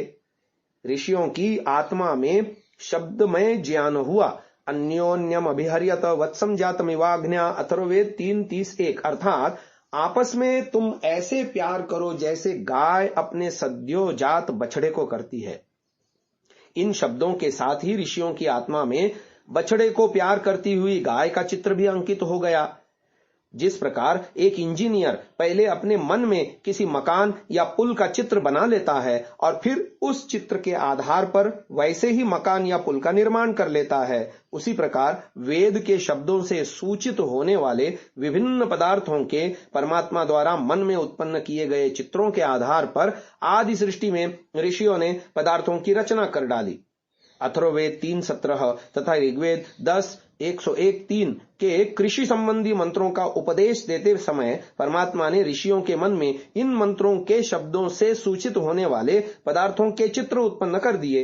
हल और उसका जुआ, बैल के गले में पड़ने वाले जोत, हल में जुती हुई बैलों की जोड़ी, खेत में बोया हुआ बीज, खेत में खड़ी हुई खेती, दरांती और उससे काटे जाने वाली फसल, बैलों से गाहना और फिर छाछ में डालकर उड़ाना आदि पदार्थों और उनसे संबंधित क्रियाओं के चित्र ऋषियों के मन में उत्पन्न हुए। आदिम ऋषियों ने यह सब कुछ दूसरों को सिखा दिया। इस प्रकार एक दूसरे से सीखने की परंपरा चल पड़ी। इस प्रकार आरंभ में परमेश्वर द्वारा ज्ञान का प्रवाह चालू कर देने पर मनुष्यों की बुद्धि का विकास होता चला गया। कालांतर में अपने अनुभव व तज्जन्य ज्ञान के आधार पर नए नए पदार्थ भी बनाने लग गए। अब हम ऋग्वेद आदि भाष्य भूमिका में ऋषि दयानंद ने जो विषय लिखा है वेदोत्पत्ति विषय में, उसको पढ़ते हैं। यो मंत्र सूक्तानाम ऋषिर लिखितस्तेनैव तद रचितमिति कुतो न स्यात्। इसका उत्तर दे रहे हैं, मैवं वादी ब्रह्मादिभिरपि वेदानाम अध्ययन श्रवणयोः कृतत्वात् यो वै ब्राह्मणं विदधाति पूर्वं यो वै वेदांश्च प्रहिणोति तस्मै इति श्वेताश्वतरोपनिषदादि वचनस्य विद्यमानत्वात् एवं यदर्षीणामुत्पत्तिरपि नासीत् तदा ब्रह्मादीनां समीपे वेदानां वर्तमानत्वात् तद्यथा अग्निवायुरविभ्यस्तु त्रयं ब्रह्म सनातनं दुदोह यज्ञ सिद्ध्यर्थं मृग यजुः सामलक्षणम् अध्यापयामास पितॄन् शिशुरांगिरसः कविः। ये मनुस्मृति के प्रथम अध्याय के 23वां एवं द्वितीय अध्याय के 151वां श्लोक के वचन है। इति मनुसाक्ष्यत्वात् अग्न्यादिना सकाशात् ब्रह्मापि वेदानाम अध्ययनम चक्रेऽन्येषां व्यासादीनां तु का कथा। अब इसका भाषार्थ आर्य भाषा में लिख रहे हैं। प्रश्न पूछा जा रहा है पूर्व पक्ष की ओर से कि जो सूक्त और मंत्रों के ऋषि लिखे जाते हैं उन्होंने ही वेद रचे हों, ऐसा क्यों न माना जाए। इसका उत्तर दे रहे हैं, ऐसा मत कहो, क्योंकि ब्रह्मादि ने भी वेदों को पढ़ा है। सो श्वेताश्वतर आदि उपनिषदों में यह वचन है कि जिसने ब्रह्मा को उत्पन्न किया और ब्रह्मादि को सृष्टि के आदि में अग्नि आदि के द्वारा वेदों का भी उपदेश किया है, उसी परमेश्वर के शरण को हम लोग प्राप्त होते हैं। इस प्रकार ऋषियों ने भी वेदों को पढ़ा है, क्योंकि जब मधुच्छंदादि ऋषि और व्यास आदि मुनियों का जन्म भी नहीं हुआ था, उस समय भी ब्रह्मादि के समीप वेद वर्तमान थे। इसमें मनु के श्लोकों की भी साक्षी है कि पूर्वोक्त अग्नि, वायु, रवि और आदित्य अंगिरा से ब्रह्मा जी ने वेदों को पढ़ा था। जब ब्रह्मा जी ने वेदों को पढ़ा था तो व्यासादि की तो कथा ही क्या कहनी है। तो इस पर स्वामी विद्यानंद जी अपनी बात आगे बढ़ा रहे हैं। इति ह आस, इन पदों से इतिहास शब्द बनता है। इस प्रकार इसका अर्थ हुआ ह अर्थात निश्चय से, इति ऐसा, आस हुआ। इसलिए सत्य वृत्तांत का नाम ही इतिहास है। उसमें कपोल कल्पित बातों का ग्रहण नहीं होता। आप्त पुरुष भी यदि भ्रमादि के कारण तथ्यों के विपरीत कुछ कथन करें तो उसे आप्त वचन होने मात्र से सत्य नहीं माना जा सकता। फलतः वह ऐतिह्य कोटि में नहीं आता। इसे स्पष्ट करने के लिए ही यहाँ आप्तोपदेश के साथ सत्य प्रमाण शब्द का विशेषण रूप में प्रयोग सर्वथा उपयुक्त है। सत्य प्रमाण में यहाँ सत्यम प्रमाणम यस्य तत् सत्य प्रमाणम बहुव्रीहि समास है, अथवा सत्यम च तत् प्रमाणम सत्य प्रमाणम कर्मधारय समास है। इस प्रकार इतिहास नामधारी नवीन ब्रह्म वैवर्तादि पुराण तथा तंत्र ग्रंथों के मिथ्या तथा प्रमत्त गीत होने से उन्हें ऐतिह्य प्रमाण कोटि में नहीं रखा जा सकता।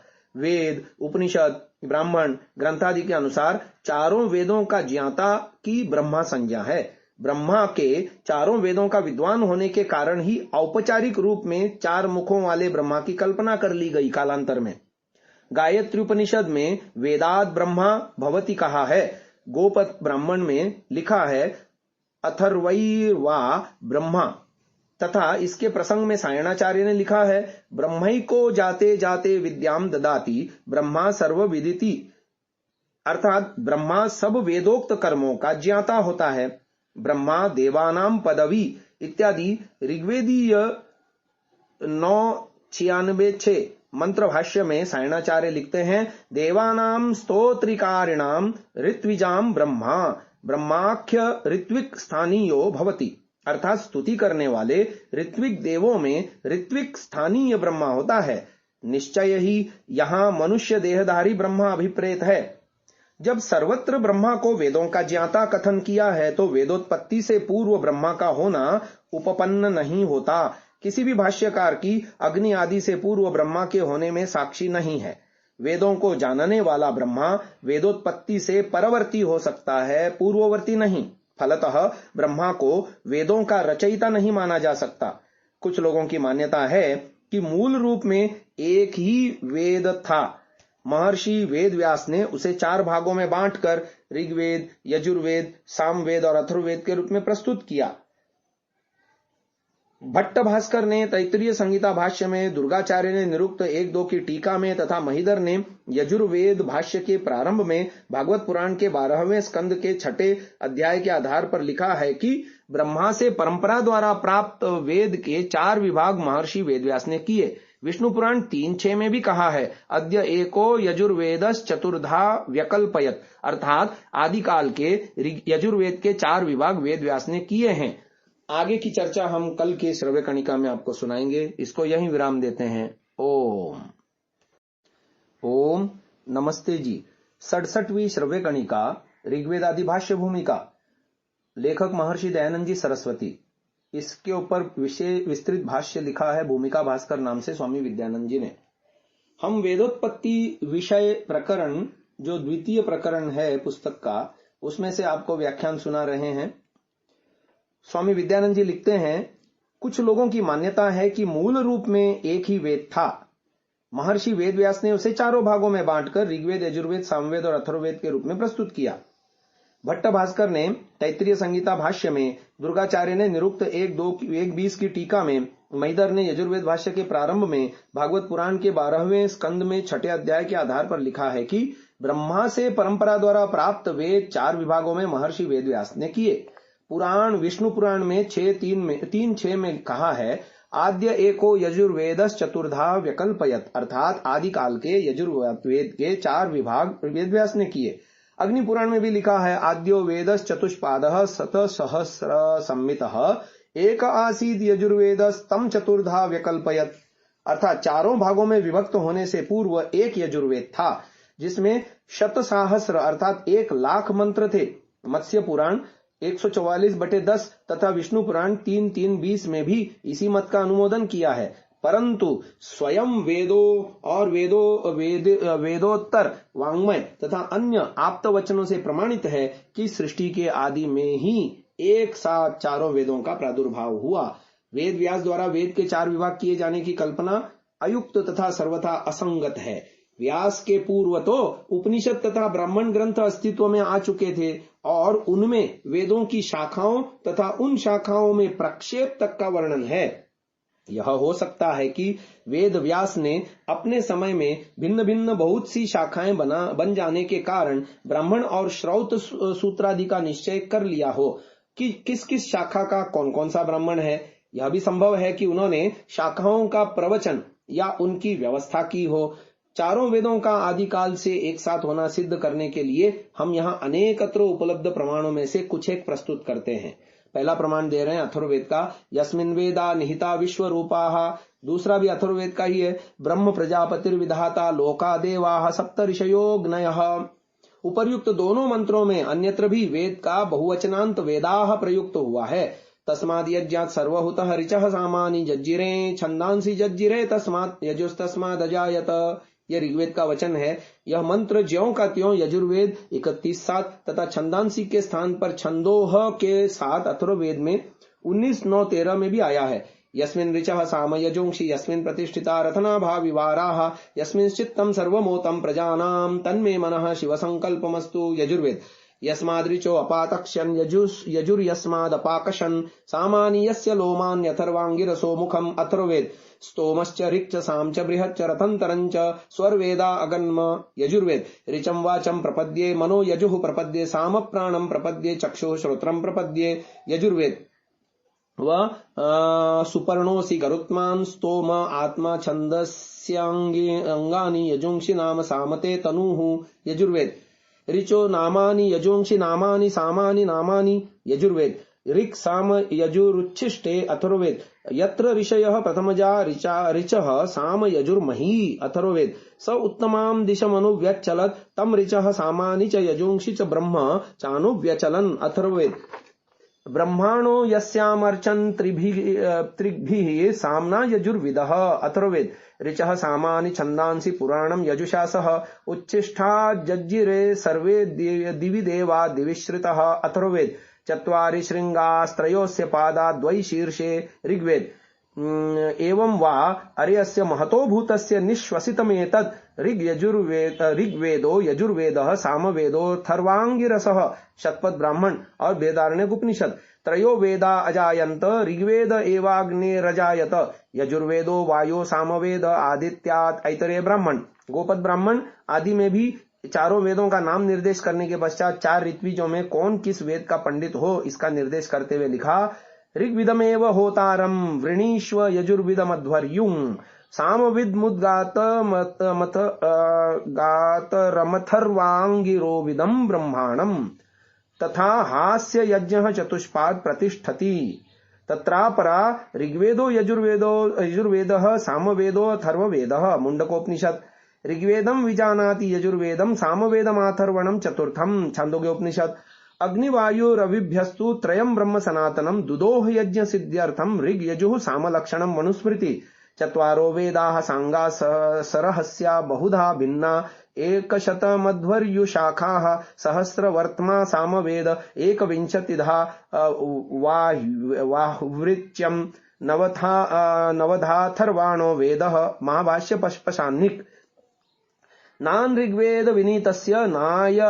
नायजुर्वेद धारिणः ना सामवेद विदुषः शक्यमेवं विभाषितुम् वाल्मीकि रामायण कांड किष्किंधा कांड त्रयी विद्यामवेक्षेत वेदेषुक्त मथांगतः ऋक् साम वर्णाक्षरतो यजुषोऽथर्वणस्तथा महाभारत शांति पर्व वेदैश्चतुर्भिः सुप्रीता महाभारत द्रोण पर्व ऋग्वेदः सामवेदश्च यजुर्वेदश्च पांडवः महाभारत सभा पर्व यज्ञा वेदाश्च चत्वारः महाभारत वन पर्व ऋग्वेदः सामवेदश्च यजुर्वेदोपथर्वणः महाभारत वन पर्व ऋचो यजुंषि सामानि छन्दस्याथर्वाणि च चत्वारस्त्वखिला वेदा सरहस्याः सविस्तराः हरिपुराण यो विद्या चतुरो वेदान् संगोपनिषदो द्विजः पद्मपुराण विनियोगस्तव्यक्त रूपश्च त्रिविधः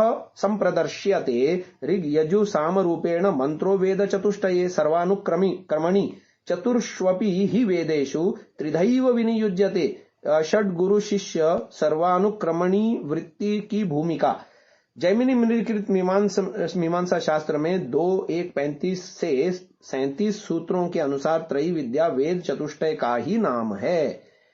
भेषजम वा अथर्वाणीति तांड्य ब्राह्मण अथर्व शिरसी प्रोक्त मंत्रैः वाल्मीकि रामायण बाल्यकांड अथर्व वेद प्रवराः महाभाष्य आहनिक 64:33 राज्यश्चाथर्ववेदेन सर्वकर्मणि कारयेत महाभारत शांति पर्व 70:50 आयुर्वेद धनुर्वेद गांधर्ववेद तथा अर्थवेद इन चार उपवेदों के होने से भी वेदों का चार होना प्रमाणित है। महाभारत को पंचम वेद कहे जाने से भी स्पष्ट है कि पहले 4 वेद थे। सायण ने अथर्ववेद 19:9-12 मंत्र का भाष्य करते हुए वेदाः शब्द का अर्थ किया है वेदाः सांगाश्चत्वारः। इस संदर्भ में चरक संहिता का अध्याय 30 का ये उदाहरण द्रष्टव्य है। तत्र चेत प्रष्टारः स्यु चतुर्णाम मृग साम यजुरथर्व वेदानाम कम वेदमुपदिशन्त्यायुर्वेद विदः तत्र भिषजा पुष्टेनैवञ्चतु तूर्णा मृग साम यजुरथर्व वेदानामात्मनोऽथर्व वेदे भक्तिराद्येषा वेदो ह्यतर्वणः स्वस्त्ययन बलि मंगल होम नियम प्रायश्चित्तोपवास मंत्रादि परिग्रहात् चिकित्साम प्राह। यदि कोई यह प्रश्न पूछे कि ऋग्वेद यजुर्वेद सामवेद और अथर्ववेद में से आयुर्वेदज्ञ किस वेद का उपदेश करते हैं तो वैद्य को उत्तर देना चाहिए कि ऋगादि चारों वेदों में से अथर्ववेद में आयुर्वेद का उपदेश है। उपर्युक्त प्रमाणों में अधिकतर निर्विवाद रूप से महाभारत काल से पहले के हैं। इनके होते हुए वेद व्यास द्वारा एक वेद के 4 वेदों का विभक्त किए जाने की कल्पना करना सर्वथा असंगत है। वेद शब्द विद ज्ञाने धातु से घय प्रत्यय होकर निष्पन्न हुआ है। इसकी चर्चा हम आने वाले दिनों में आपके समक्ष करेंगे। आज की इस चर्चा को यहीं विराम देते हैं। नमस्ते जी। 68वीं श्रव्य कणिका ऋग्वेदादि भाष्य भूमिका, लेखक महर्षि दयानंद जी सरस्वती। इसके ऊपर भूमिका भास्कर नाम से स्वामी विद्यानंद जी विस्तृत भाष्य लिख रहे हैं। हम द्वितीय प्रकरण वेदोत्पत्ति विषय को आपके समक्ष रख रहे हैं। आगे प्रकरण आया कथम वेदः श्रुतिश्च द्वे नाम्नि ऋक् संहितादीनां जाते इति। अर्थवशात् विद ज्ञाने विद सत्तायां विदृलाभे विद विचारणे एतेभ्यो हलश्च इति सूत्रेण करणाधिकरण कारकयो घय प्रत्यये कृते वेद शब्दः साध्यते तथा श्रु श्रवणे इत्यस्मात् धातोः करणकारके क्तिन् प्रत्यये कृते श्रुति शब्दो व्युत्पद्यते। विन्दति जानन्ति विद्यन्ते भवन्ति विन्दति विन्दते लभन्ते विन्दते विचारयन्ति सर्वे मनुष्याः सर्वाः सत्यविद्यायैर्येषु वा तथा विद्वांसश्च भवन्ति ते वेदाः। तथादि सृष्टिमारभ्य अद्य पर्यन्तम् ब्रह्मादिभिः सर्वाः सत्यविद्याः श्रूयन्ते। अनया सा श्रुतिः न कश्चित् देहधारिणः सकाशात् कदाचित् कोऽपि वेदानां रचनं दृष्टवान्। कुतः निरवयवेश्वरात् तेषां प्रादुर्भावात् अग्निवायुवादित्याङ्गिरसस्तु निमित्तीभूता वेद प्रकाशार्थमीश्वरेण कृता इति विज्ञेयम्। तेषां ज्ञानेन वेदानाम् अनुत्पत्तेः वेदेषु शब्दार्थ संबंधाः परमेश्वरादेव प्रादुर्भूताः तस्य पूर्णविद्यावत्वात्। अतः किं सिद्धम् अग्निवायुरव्यङ्गिरो मनुष्यदेहधारी जीववद्वारेण परमेश्वरेण श्रुतिर्वेदः प्रकाशीकृत इति बोध्यम्। इसका भाषार्थ आर्य भाषा में लिख रहे हैं। प्रश्न पूछा जा रहा है पूर्व पक्ष की ओर से कि वेद और श्रुति ये दो नाम ऋग्वेदादि संहिताओं के क्यों हुए हैं। इसका उत्तर दे रहे हैं अर्थ भेद से, क्योंकि एक विद धातु ज्ञानार्थ है, दूसरा विद सत्तार्थ है, तीसरे विदली का लाभ अर्थ है, चौथे विद का अर्थ विचार है। इन 4 धातुओं के करण और अधिकरण में घय प्रत्यय करने से वेद शब्द सिद्ध होता है तथा श्रु धातु श्रवण अर्थ में है। इससे करण कारक में क्तिन प्रत्यय होने से श्रुति शब्द सिद्ध होता है। जिनके पढ़ने से यथार्थ विद्या का विज्ञान होता हो, जिनको पढ़ के विद्वान होते हैं, जिनसे सब सुखों का लाभ होता है और जिनसे ठीक ठीक सत्यासत्य विचार मनुष्यों को होता है, इससे ऋक् संहित आदि का नाम वेद है। वैसे ही सृष्टि के आरंभ से आज पर्यंत और ब्रह्मादि से लेके हम लोग पर्यंत जिससे सब सत्य विद्याओं को सुनते आए हैं, इससे वेदों का श्रुति नाम पड़ा, क्योंकि किसी ने वेदों के बनाने वाले देहधारी को साक्षात कभी नहीं देखा। इस कारण से जाना गया कि वेद निराकार ईश्वर से ही उत्पन्न हुए हैं और उनको सुनते सुनाते ही आज पर्यंत सब लोग चले आते हैं। तथा अग्नि, वायु, आदित्य और अंगिरा इन 4 मनुष्यों को जैसे वादित्र को कोई बजावे व काठ की पुतली को चेष्टा करावे, इसी प्रकार ईश्वर ने उनको निमित्त मात्र किया था, क्योंकि उनके ज्ञान से वेदों की उत्पत्ति नहीं हुई। किंतु इससे यह जानना कि वेदों में जितने शब्द, अर्थ और संबंध हैं वे सब ईश्वर से ही प्रकट हैं, क्योंकि वह पूर्ण विद्या वाला है। अब इसका स्वामी विद्यानंद जी भाष्य लिख रहे हैं कि वेद शब्द विद ज्ञाने धातु से घय प्रत्यय होकर निष्पन्न हुआ है। घय प्रत्यय का अर्थ भाव, करण या कर्म हो सकता है। अतः ज्ञान, ज्ञेय तथा ज्ञान का साधन तीनों ही वेद शब्द के वाच्यार्थ हो सकते हैं। पाणिनि मुनि ने वेद शब्द को रूढ़ और योग रूढ़ दोनों माना है। यौगिक तो वह है ही। रूढ़ वेद शब्द वृषादी नाम च अष्टाध्यायी का 6ठे अध्याय का प्रथम पाद का 230वां सूत्र है। इसके अनुसार आद्युदात्त है और दर्भमुष्टि अर्थ में इसको सब रूढ़ मानते हैं। और उंचादीनाम च 6:1:160 सूत्र के अनुसार करण अर्थ में घय प्रत्यांत योगरूढ़ भी है तथा ऋक् प्रातिशाक्य के द्वितीय वृत्तिकार विष्णुमित्र भी विद्यन्ते जायंत ए भी धर्मादयः इति निर्वचन योगरूढ़ मानते हैं। इसके अतिरिक्त वेदनम वेदः ज्ञानम इस प्रकार भाव प्रत्यांत भी वेद शब्द ज्ञानवाची मिलता है। ग्रंथकार यानी ऋषि दयानंद ने करण, अधिकरण और भाव में वेद शब्द का प्रयोग किया है। यौगिक आदि त्रिप्रकारक होता हुआ भी वेद शब्द मुख्य रूप से ज्ञानवाची है। यौगिक अर्थ की अपेक्षा से वेद शब्द का प्रयोग ज्ञान के साधन रूप ग्रंथ मात्र के लिए किया जा सकता है। तथापि पंकज, जलद आदि शब्दों के समान श्रेष्ठतम आद्य ज्ञान के आधारभूत ग्रंथ विशेष के लिए ही वह रूढ़ हो गया है। ज्ञान का यह स्वभाव है कि जब तक वह आश्रयांतर को प्राप्त नहीं करता तब तक शब्दवाचकता संबंध को प्राप्त नहीं होता। प्रकट होने पर शब्दानुपूर्वी ख्याति को प्राप्त करता है। पाणिनि जी ने अपने धातु पाठ में विद धातु के अर्थ सत्ता, लाभ और विचारना, विद सत्तायाम, विद्रि लाभे, विद विचारणे, ये 3 और भी माने हैं ज्ञान के अलावा। इन अर्थों में उक्त तीनों प्रत्ययार्थ जोड़ने से वेद शब्द का अर्थ अत्यंत गंभीर और व्यापक हो जाता है।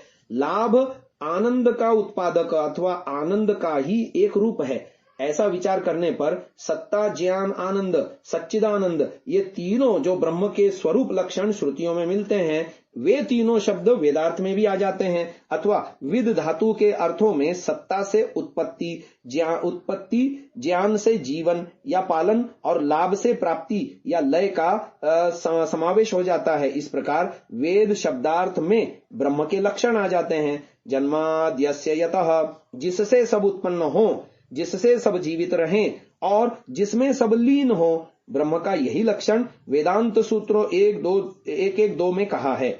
वेद का एक पर्याय ब्रह्म है, परंतु लौकिक और पारलौकिक ज्ञान के साधन रूप शब्द आज वेद नाम से संसार में प्रसिद्ध हैं। इस प्रकार व्यवहार में वेद शब्द ग्रंथ विशेष का ही वाचक बन गया है। श्रवण परंपरा से प्राप्त होने से वेदों का अपर नाम श्रुति भी है। सितार में संगीत तारों से निकलता दिखता है, परंतु वास्तव में वह संगीतकार की प्रेरणा से निकलता है। तार तो निमित्त मात्र होते हैं। इसी प्रकार अग्नि आदि ऋषि वेदोत्पत्ति में निमित्त मात्र थे। उन्होंने वही कहा जो परमेश्वर ने कहलवाया। इसलिए वेदों के रूप में ईश्वर प्रदत्त ज्ञान है, ऋषियों के द्वारा प्रदत्त नहीं। ईश्वर का ज्ञान स्वाभाविक होने से उसकी विद्या त्रिकालाबाधित है। सृष्टि के आदि में परमेश्वर ने जो ज्ञान दिया उसमें सब पदार्थों के नाम व तत्संबंधी ज्ञान भी साथ साथ में दिया। अब वेदों के नित्य होने में आगे की बात आ रही है। ऋग्वेदादि भाष्य भूमिका वेदोत्पत्ति विषय में प्रश्न पूछ रहे हैं, वेदानाम उत्पत्तौ कियंति वर्षाणि व्यतीतानि। उत्तर दे रहे हैं, अत्रोच्यते एको वृंदः षण्णवति कोट्यो अष्टौ लक्षाणि 250 सहस्राणि 900 षट्सप्ततिश्चैतावन्तानि वर्षाणि व्यतीतानि 77 तमोऽयं संवत्सरो वर्तत इति वेदितव्यम्। एतावन्त्येव वर्षाणि वर्तमान कल्प सृष्टेश्चेति। कथं विज्ञायते एतावन्त्येव वर्षाणि व्यतीतानि इति। अत्राह यस्यां वर्तमानायां सृष्टौ वैवस्वतस्य सप्तमस्यास्य मन्वन्तरस्येदानीं वर्तमानत्वादस्मात् पूर्वं षण्णां मन्वन्तराणां व्यतीतत्वाच्चेति। तद्यथा स्वायंभवः स्वारोचिष औत्तोमिस्तामसो रैवतश्चाक्षुषो वैवस्वतश्चेति सप्तैते मनवस्तथा सावर्ण्यादयः आगामिनः सप्त च एते मिलित्वा चतुर्दशैव भवन्ति। तत्रैकसप्ततिश्चतुर्दश युगानि यैकैकस्य मनोः परिमाणं भवति। ते चैकस्मिन् ब्राह्मदिने 14 भुक्तभोगा भवन्ति। 1,000 चतुर्युगानि ब्राह्मदिनस्य परिमाणं भवति। ब्राह्म्या रात्रिरपि तावदेव परिमाणं विज्ञेयम्। सृष्टेर्वर्तमानस्य दिनसंज्ञा अस्ति, प्रलयस्य च रात्रिसंज्ञा इति। अस्मिन् ब्रह्मदिने 6 मनवस्तु व्यतीताः। सप्तमस्य वैवस्वतस्य वर्तमानस्य मनोरष्टाविंशतितमोऽयं कलियुर्वर्तते। तत्रास्य वर्तमानस्य कलियुगत्यैतावन्ति 4 सहस्राणि 900 षट्सप्ततिश्च वर्षाणि तु गतानि। सप्तसप्ततितमोऽयं संवत्सरो वर्तते। यमार्या विक्रमस्यैकोनविंशतिशतं त्रयस्त्रिंशत्तमोत्तरं संवत्सरं विन्दते। अत्र विषये प्रमाणम्। मनुस्मृति के कई सारे प्रमाण दिए हैं। हम अगली श्रव्य कणिका में इन्हें आपको सुनाएंगे और इसका व्याख्यान भी स्वामी विद्यानंद जी द्वारा किया हुआ आपको सुनाएंगे। आज की इस चर्चा को यहीं विराम देते हैं। ओम ओम नमस्ते जी। 69वीं श्रव्य कणिका ऋग्वेदादि भाष्य भूमिका, लेखक महर्षि दयानंद जी सरस्वती, जिस पर भूमिका भास्कर नाम से स्वामी विद्यानंद जी ने विस्तृत भाष्य लिखा है। हम वेदोत्पत्ति विषय में गत प्रकरण में ऋषि दयानंद जी द्वारा एक प्रसंग उठाया गया कि वेदों की उत्पत्ति में कितने वर्ष हो गए, इस पर उनका संस्कृत में कुछ लेख हमने पढ़ा और फिर उस विषय में प्रमाण दे रहे हैं मनुस्मृति का। अत्र विषये प्रमाणम ब्राह्मस्य तु क्षपाहस्य यत् प्रमाणम समासतः एकैकशो युगानां तु क्रमशस्तन्निबोधत। चत्वार्याहुः सहस्राणि वर्षाणां तु कृतं युगम् तस्य तावच्छति संध्या संध्यांशश्च तथाविधः। इतरेषु ससन्ध्येषु ससन्ध्यांशेषु च त्रिषु एकापायेन वर्तन्ते सहस्राणि शतानि च। यदेतत्परिसङ्ख्यातम् आदावेव चतुर्युगम् एतद्द्वादशसाहस्रम् देवानां युगमुच्यते। दैविकानां युगानां तु सहस्रम् परिसङ्ख्यया ब्राह्ममेकमहर्ज्येयम् तावती रात्रिरेव च। तद्वै युगसहस्रान्तम् ब्राह्मम् पुण्यमहर्विदुः रात्रिम् च तावतीमेव तेहोरात्रविदो जनाः। यत्प्राग्द्वादशसाहस्रमुदितम् दैविकम् युगम् तदेकसप्ततिगुणम् मन्वन्तरमिहोच्यते।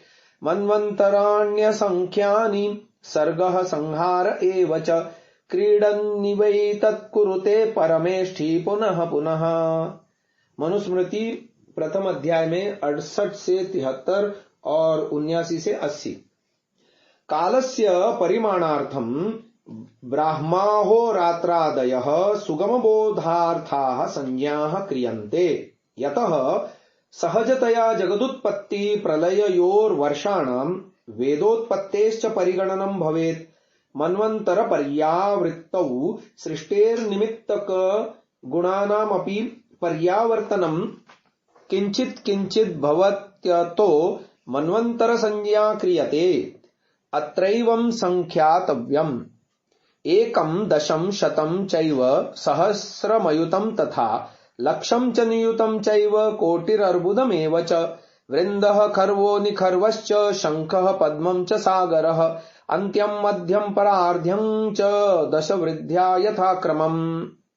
इति सूर्य सिद्धान्तादिषु संख्यायते। अनया रीत्या वर्षादिगणना कार्येति। सहस्रस्य प्रमासी सहस्रस्य प्रतिमासी। यजुर्वेद अध्याय 15 मंत्र संख्या 65।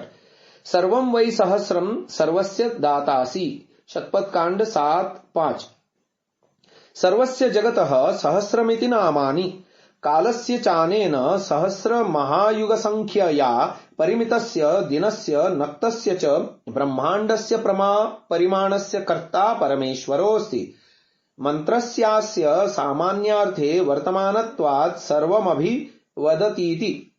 एवमेवाग्रेऽपि योजनीयम्। ज्योतिष शास्त्रे प्रतिदिनचर्याभिहितार्यैः क्षणमारभ्य कल्पकल्पान्तस्य गणितविद्यया स्पष्टं परिगणनं कृतम्। अद्य पर्यन्तमपि क्रियते। प्रतिदिनमुच्चार्यते ज्ञायते च। अतः कारणादियं व्यवस्थैव सर्वैर्मनुष्यैः स्वीकर्तुं योग्यास्ति। नान्येति निश्चयः। कुतो ह्यार्यैर्नित्यम्। ओम तत्सत् श्री ब्रह्मणो द्वितीय प्रहरार्धे वैवस्वते मन्वन्तरेष्टाविंशतितमे कलियुगे कलिप्रथम चरणे अमुक संवत्सराय अयन ऋतु मास दिन नक्षत्र लग्न मुहूर्त अत्रेदं कृतं क्रियते च। इत्याबाल वृद्धैः प्रत्यहं विदितत्वात् इतिहासस्यास्य सर्वत्रार्यवर्तोदेशे वर्तमानत्वात् सर्वत्रैकरसत्वात् अशक्येयं व्यवस्था केनापि विचालयितुमिति विज्ञायताम्।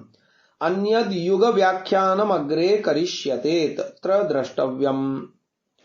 अब इस संस्कृत व्याख्यान का आर्य भाषा में भाषार्थ लिख रहे हैं। प्रश्न पूछा जा रहा है, वेदों की उत्पत्ति में कितने वर्ष हो गए हैं?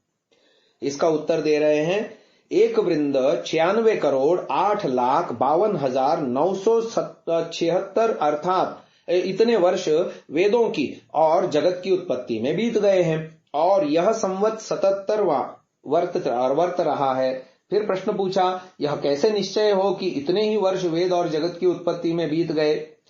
इसका उत्तर दे रहे हैं, यह जो वर्तमान सृष्टि है इसमें 7वें वैवस्वत मनु का वर्तमान है। इससे पूर्व 6 मनवंतर हो चुके हैं। स्वायंभव, स्वारोचिष, औत्तमी, तामस, रैवत, चाक्षुष, ये 6 तो बीत गए हैं और 7वां वैवस्वत वर्त रहा है और सावरणी आदि 7 मनवंतर आगे भोगेंगे। ये सब मिला के 14 मनवंतर होते हैं और 71 चतुर्युगियों का नाम मनवंतर धरा गया है। सो उसकी गणना इस प्रकार से है कि 17,28,000 वर्षों का नाम सतयुग रखा है, 12,96,000 वर्षों का नाम त्रेता, 8,64,000 वर्षों का नाम द्वापर और 4,32,000 वर्षों का नाम कलयुग रखा है।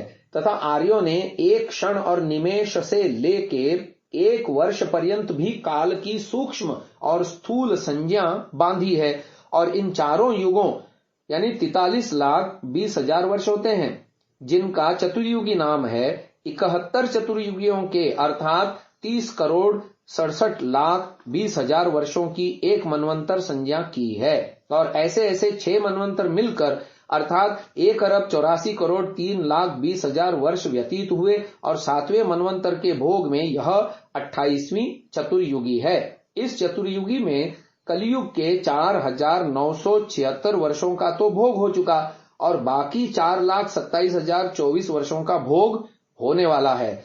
जानना चाहिए कि 12,05,32,976 वर्ष तो वैवस्वत मनु के भोग चुके हैं और 18,61,87,024 वर्ष भोगने के बाकी हैं। इनमें से यह वर्तमान वर्ष 77वां है, जिसको आर्य लोग विक्रम का 1933 संवत कहते हैं। जो पूर्व चतुर्युगी लिख आए हैं उन 1000 चतुर्युगियों की ब्रह्म दिन संज्ञा रखी है और उतनी ही चतुर्युगियों की रात्रि संज्ञा जाननी चाहिए। सो सृष्टि की उत्पत्ति करके 1000 चतुर्युगी पर्यंत ईश्वर इसको बना रखता है, इसी का नाम ब्रह्म दिन रखा है। और 1000 चतुर्युगी पर्यंत सृष्टि को मिटा के प्रलय अर्थात कारण में लीन रखता है, उसका नाम ब्रह्मरात्रि रखा है। अर्थात सृष्टि के वर्तमान होने का नाम दिन और प्रलय होने का नाम रात्रि है। यह जो वर्तमान ब्राह्म दिन है इसके 1,96,08,52,976 वर्ष इस सृष्टि की तथा वेदों की उत्पत्ति में व्यतीत हुए हैं और 2,33,32,27,024 वर्ष इस सृष्टि को भोग करने के अभी बाकी रहे हैं। इनमें से अंत का यह 24वां वर्ष भोग रहा है। आगे आने वाले भोग के वर्षों में से एक एक घटाते जाना और गत वर्षों में क्रम से एक एक वर्ष मिलाते जाना चाहिए, जैसे आज पर्यंत घटाते बढ़ाते आए हैं। ब्रह्म दिन और ब्रह्मरात्रि अर्थात ब्रह्म जो परमेश्वर उसने संसार के वर्तमान और प्रलय की संज्ञा की है, इसलिए इनका नाम ब्रह्म दिन और ब्रह्मरात्रि है। इसी प्रकरण में मनुस्मृति के श्लोक साक्षी के लिख चुके हैं, सो देख लेना। इन श्लोकों में दैव वर्षों की गणना की है, अर्थात चारों युगों के 12,000 वर्षों की दैवयुग संज्ञा है। इसी प्रकार असंख्यात मनवंतरों में की जिनकी संख्या नहीं हो सकती, अनेक बार सृष्टि हो चुकी है, अनेक बार आगे होगी। सो इस सृष्टि को सदा से सर्वशक्तिमान जगदीश्वर सहज स्वभाव से रचता, पालन और प्रलय करता है और सदा ऐसे ही करेगा, क्योंकि सृष्टि की उत्पत्ति, वर्तमान प्रलय और वेदों की उत्पत्ति के वर्षों को मनुष्य लोग सुख से गिन लें, इसीलिए यह ब्रह्मदिन आदि संज्ञा बांधी है। और मनवंतर के परिवर्तन में सृष्टि के नैमित्तिक गुणों का भी कुछ परिवर्तन होता है, इसलिए मनवंतर संज्ञा बांधी है। वर्तमान सृष्टि की कल्प संज्ञा और प्रलय की विकल्प संज्ञा की है। तो आज की इस चर्चा को हम यहीं विराम दे रहे हैं। आगे की चर्चा कल सुनिएगा। ओम नमस्ते जी। 70वीं श्रव्य कणिका ऋग्वेदादि भाष्य भूमिका, लेखक महर्षि दयानंद जी सरस्वती। इस पर भूमिका भास्कर नाम से स्वामी विद्यानंद जी भी अपनी विस्तृत व्याख्या लिख रहे हैं। महर्षि दयानंद जी ने वेदोत्पत्ति विषय में सृष्टि उत्पत्ति और वेद को कितने वर्ष हो गए इसकी गणना दे रहे थे, जो हम सुना रहे थे गत श्रव्य कणिका में। उसी बात को थोड़ा और आगे बढ़ाते हैं कि और इन वर्षों की गणना इस प्रकार से करनी चाहिए।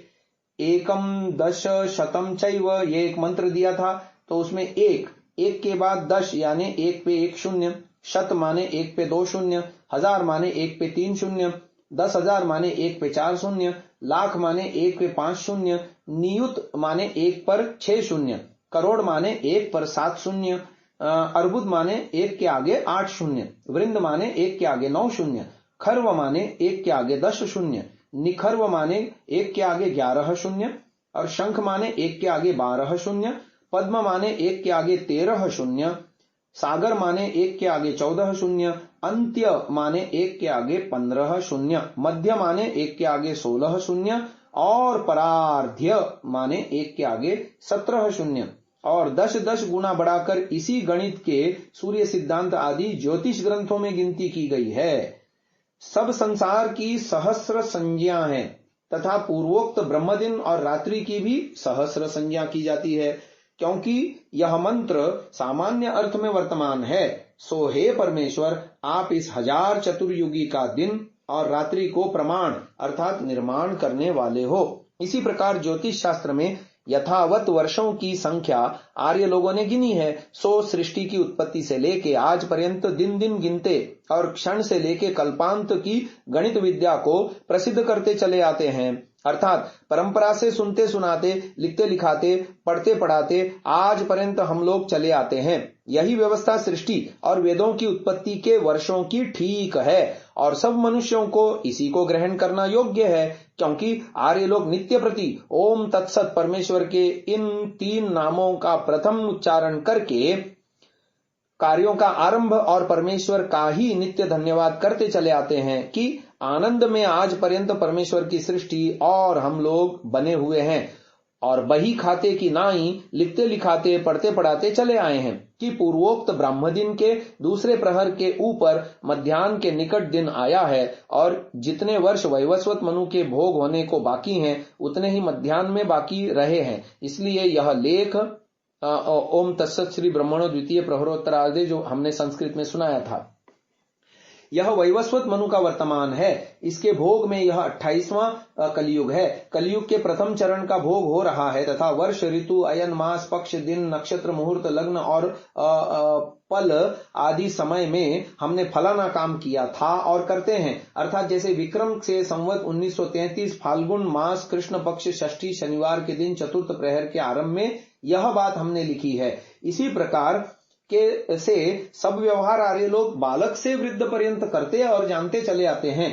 जैसे बही खाते में मिति डालते हैं वैसे ही महीना और वर्ष बढ़ाते घटाते चले आते हैं। इसी प्रकार आर्य लोग तिथि पत्र में भी वर्ष, मास और दिन आदि लिखते चले आते हैं, और यही इतिहास आज पर्यंत समस्त आर्यावर्त देश में एक सा वर्तमान हो रहा है, और सब पुस्तकों में भी इस विषय में एक ही प्रकार का लेख पाया जाता है। किसी प्रकार का इस विषय में विरोध नहीं है, इसीलिए इसको अन्यथा करने में किसी का सामर्थ्य नहीं हो सकता, क्योंकि जो सृष्टि की उत्पत्ति से लेके बराबर मिति वार लिखते न आते तो इस गिनती का हिसाब ठीक ठीक आर्य लोगों को भी जानना कठिन होता। अन्य मनुष्यों की तो कथा ही क्या कहना है। और इससे यह भी सिद्ध होता है कि सृष्टि के आरंभ से लेकर आज पर्यंत आर्य लोग ही बड़े बड़े विद्वान और सभ्य होते चले आए हैं। जब जैन और मुसलमान आदि लोग इस देश के इतिहास और विद्या पुस्तकों का नाश करने लगे, तब आर्य लोगों ने सृष्टि के गणित का इतिहास कंठस्थ कर लिया, और जो पुस्तक शास्त्र के बच गए हैं उनमें और उनके अनुसार जो वार्षिक पंचांग पत्र बनते जाते हैं इनमें भी मिति से मिति बराबर लिखी चली आती है।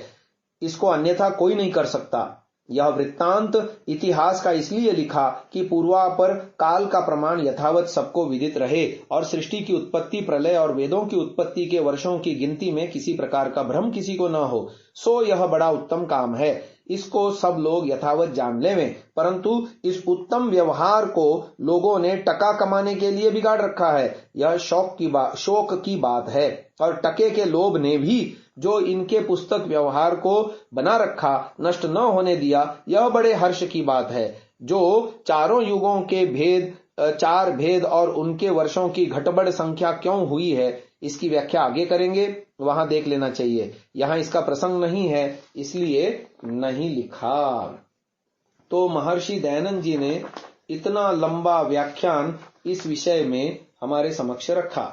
इस पर स्वामी विद्यानंद जी भी अपनी व्याख्या लिख रहे हैं कि वेदों के नित्य होने से, वेदोत्पत्ति काल से यहाँ वेदों के वर्तमान सर्ग में प्रादुर्भूत होने का काल अभिप्रेत है। ऋषि दयानंद ने सृष्टि उत्पत्ति तथा वेदोत्पत्ति का एक ही काल माना है, इसलिए यहाँ सृष्टि उत्पत्ति से मानवोत्पत्ति अभिप्रेत है। वेद की आवश्यकता मनुष्य के लिए है, पशु पक्षी या जड़ जगत के लिए नहीं। ब्रह्म दिन का आरंभ तो उसी क्षण से हो जाता है जब से परमाणुओं का संयोग विशेष प्रारंभ होता है, किंतु व्यावहारिक संवत मानवोत्पत्ति से आरंभ होता है। सृष्टि उत्पत्ति की प्रक्रिया आरंभ होने के पश्चात मानव की उत्पत्ति होने तक पर्याप्त समय लगा होगा। सृष्टि रचना का वर्णन करते हुए ऋषि दयानंद ने सत्यार्थ प्रकाश 8वें समुल्लास में लिखा है, परम सूक्ष्म तत्वों का प्रथम ही जो संयोगारंभ है, संयोग विशेषों से अवस्थान्तर दूसरी अवस्था को सूक्ष्म से स्थूल बनते बनते विचित्र रूप बनी है। इसी से यह संसर्ग होने से सृष्टि कहलाती है। बनते बनते बनी, इन शब्दों से स्पष्ट है कि ग्रंथकार के मत में यह विराट, विचित्र तथा वैविध्यपूर्ण सृष्टि मुसलमानों के अनुसार कुन यानी हो जा शब्द का उच्चारण होते ही पल भर में बनकर खड़ी नहीं हुई। जैवी सृष्टि से पूर्व जीव के लिए अपेक्षित सामग्री का होना आवश्यक था। ऋषि दयानंद ने इसका संकेत सत्यार्थ प्रकाश 8वें समुल्लास में किया है। वहां मनुष्य की सृष्टि पहले हुई या पृथ्वी आदि की, इस प्रश्न के उत्तर में लिखा पृथ्वी आदि की, क्योंकि पृथ्वी आदि के बिना मनुष्य की स्थिति और पालन नहीं हो सकता। इस व्यवस्था के अनुसार पहले वनस्पति, फिर पशु आदि, कृमि से हस्ती पर्यंत और अंत में मनुष्य उत्पन्न हुए। प्राणी के प्रादुर्भाव से पूर्व इस धरती पर वायु, जल, लता, औषधि, वनस्पति, फल, मूल आदि खाद्य पदार्थ तथा सूर्य, चंद्रमा आदि अन्य आवश्यक साधन उपलब्ध थे। इनके बिना प्राणी मात्र के लिए धरती पर रहना संभव न था। यजुर्वेद 31:6 के अनुसार संभ्रेतम परिषदाज्यम पशुस्तांस चक्रे वायव्यान अरण्या ग्राम्याश्च ये, अर्थात परमेश्वर ने पहले दद्यादि भोग्य पदार्थों तथा वायु में गमन करने वाले पक्षियों, सिंह, व्याघ्रादि वनैले पशुओं और नगरों में तथा गांवों में रहने वाले गाय, घोड़े आदि पशुओं को उत्पन्न किया।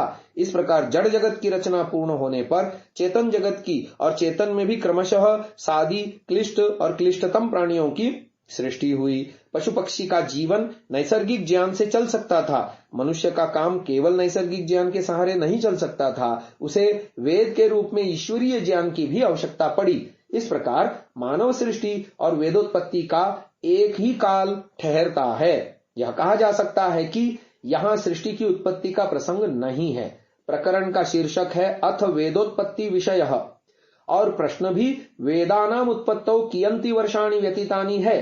वेदोत्पत्ति संवत को बलात् सृष्टि संवत मानना असंगत है, परंतु इसके लिए यदि कोई दोषी है तो स्वयं ऋषि दयानंद, जिन्होंने उत्तर में यह कह दिया एतावन्त्येव वर्षाणि वर्तमान कल्प सृष्टेश्च, जब तक इस वाक्यांश को प्रक्षिप्त सिद्ध न किया जाए तब तक यहाँ वेदोत्पत्ति काल के साथ सृष्टि उत्पत्ति काल भी उपपन्न रहेगा। वस्तुतः ऋषि दयानंद दोनों को एक मानते थे, इसलिए उन्होंने ऐसा लिखा। जैसा कि हम आगे देखेंगे, उन्होंने सत्यार्थ प्रकाश समुल्लास 8 में केवल जगत की उत्पत्ति विषयक प्रश्न के उत्तर में भी यही संवत लिखा है। तो इस संदर्भ में ऋषि दयानंद का सो सृष्टि की उत्पत्ति से लेके पढ़ते पढ़ाते चले आए हैं तथा बही खाते में कहना ही क्या है, इस लेख को विचारणीय है। वर्षों की गिनती करते जाने और बही खाते की तरह लिखने पढ़ने का काम मनुष्य ही कर सकता था। इस लेख से यह भी स्पष्ट है कि सृष्टि उत्पत्ति के साथ ही कालगणना भी आरंभ हुई। इससे भी मानवोत्पत्ति तथा वेदोत्पत्ति का एक ही काल सिद्ध होता है। आज की इस चर्चा को हम यहीं विराम देते हैं। ओम।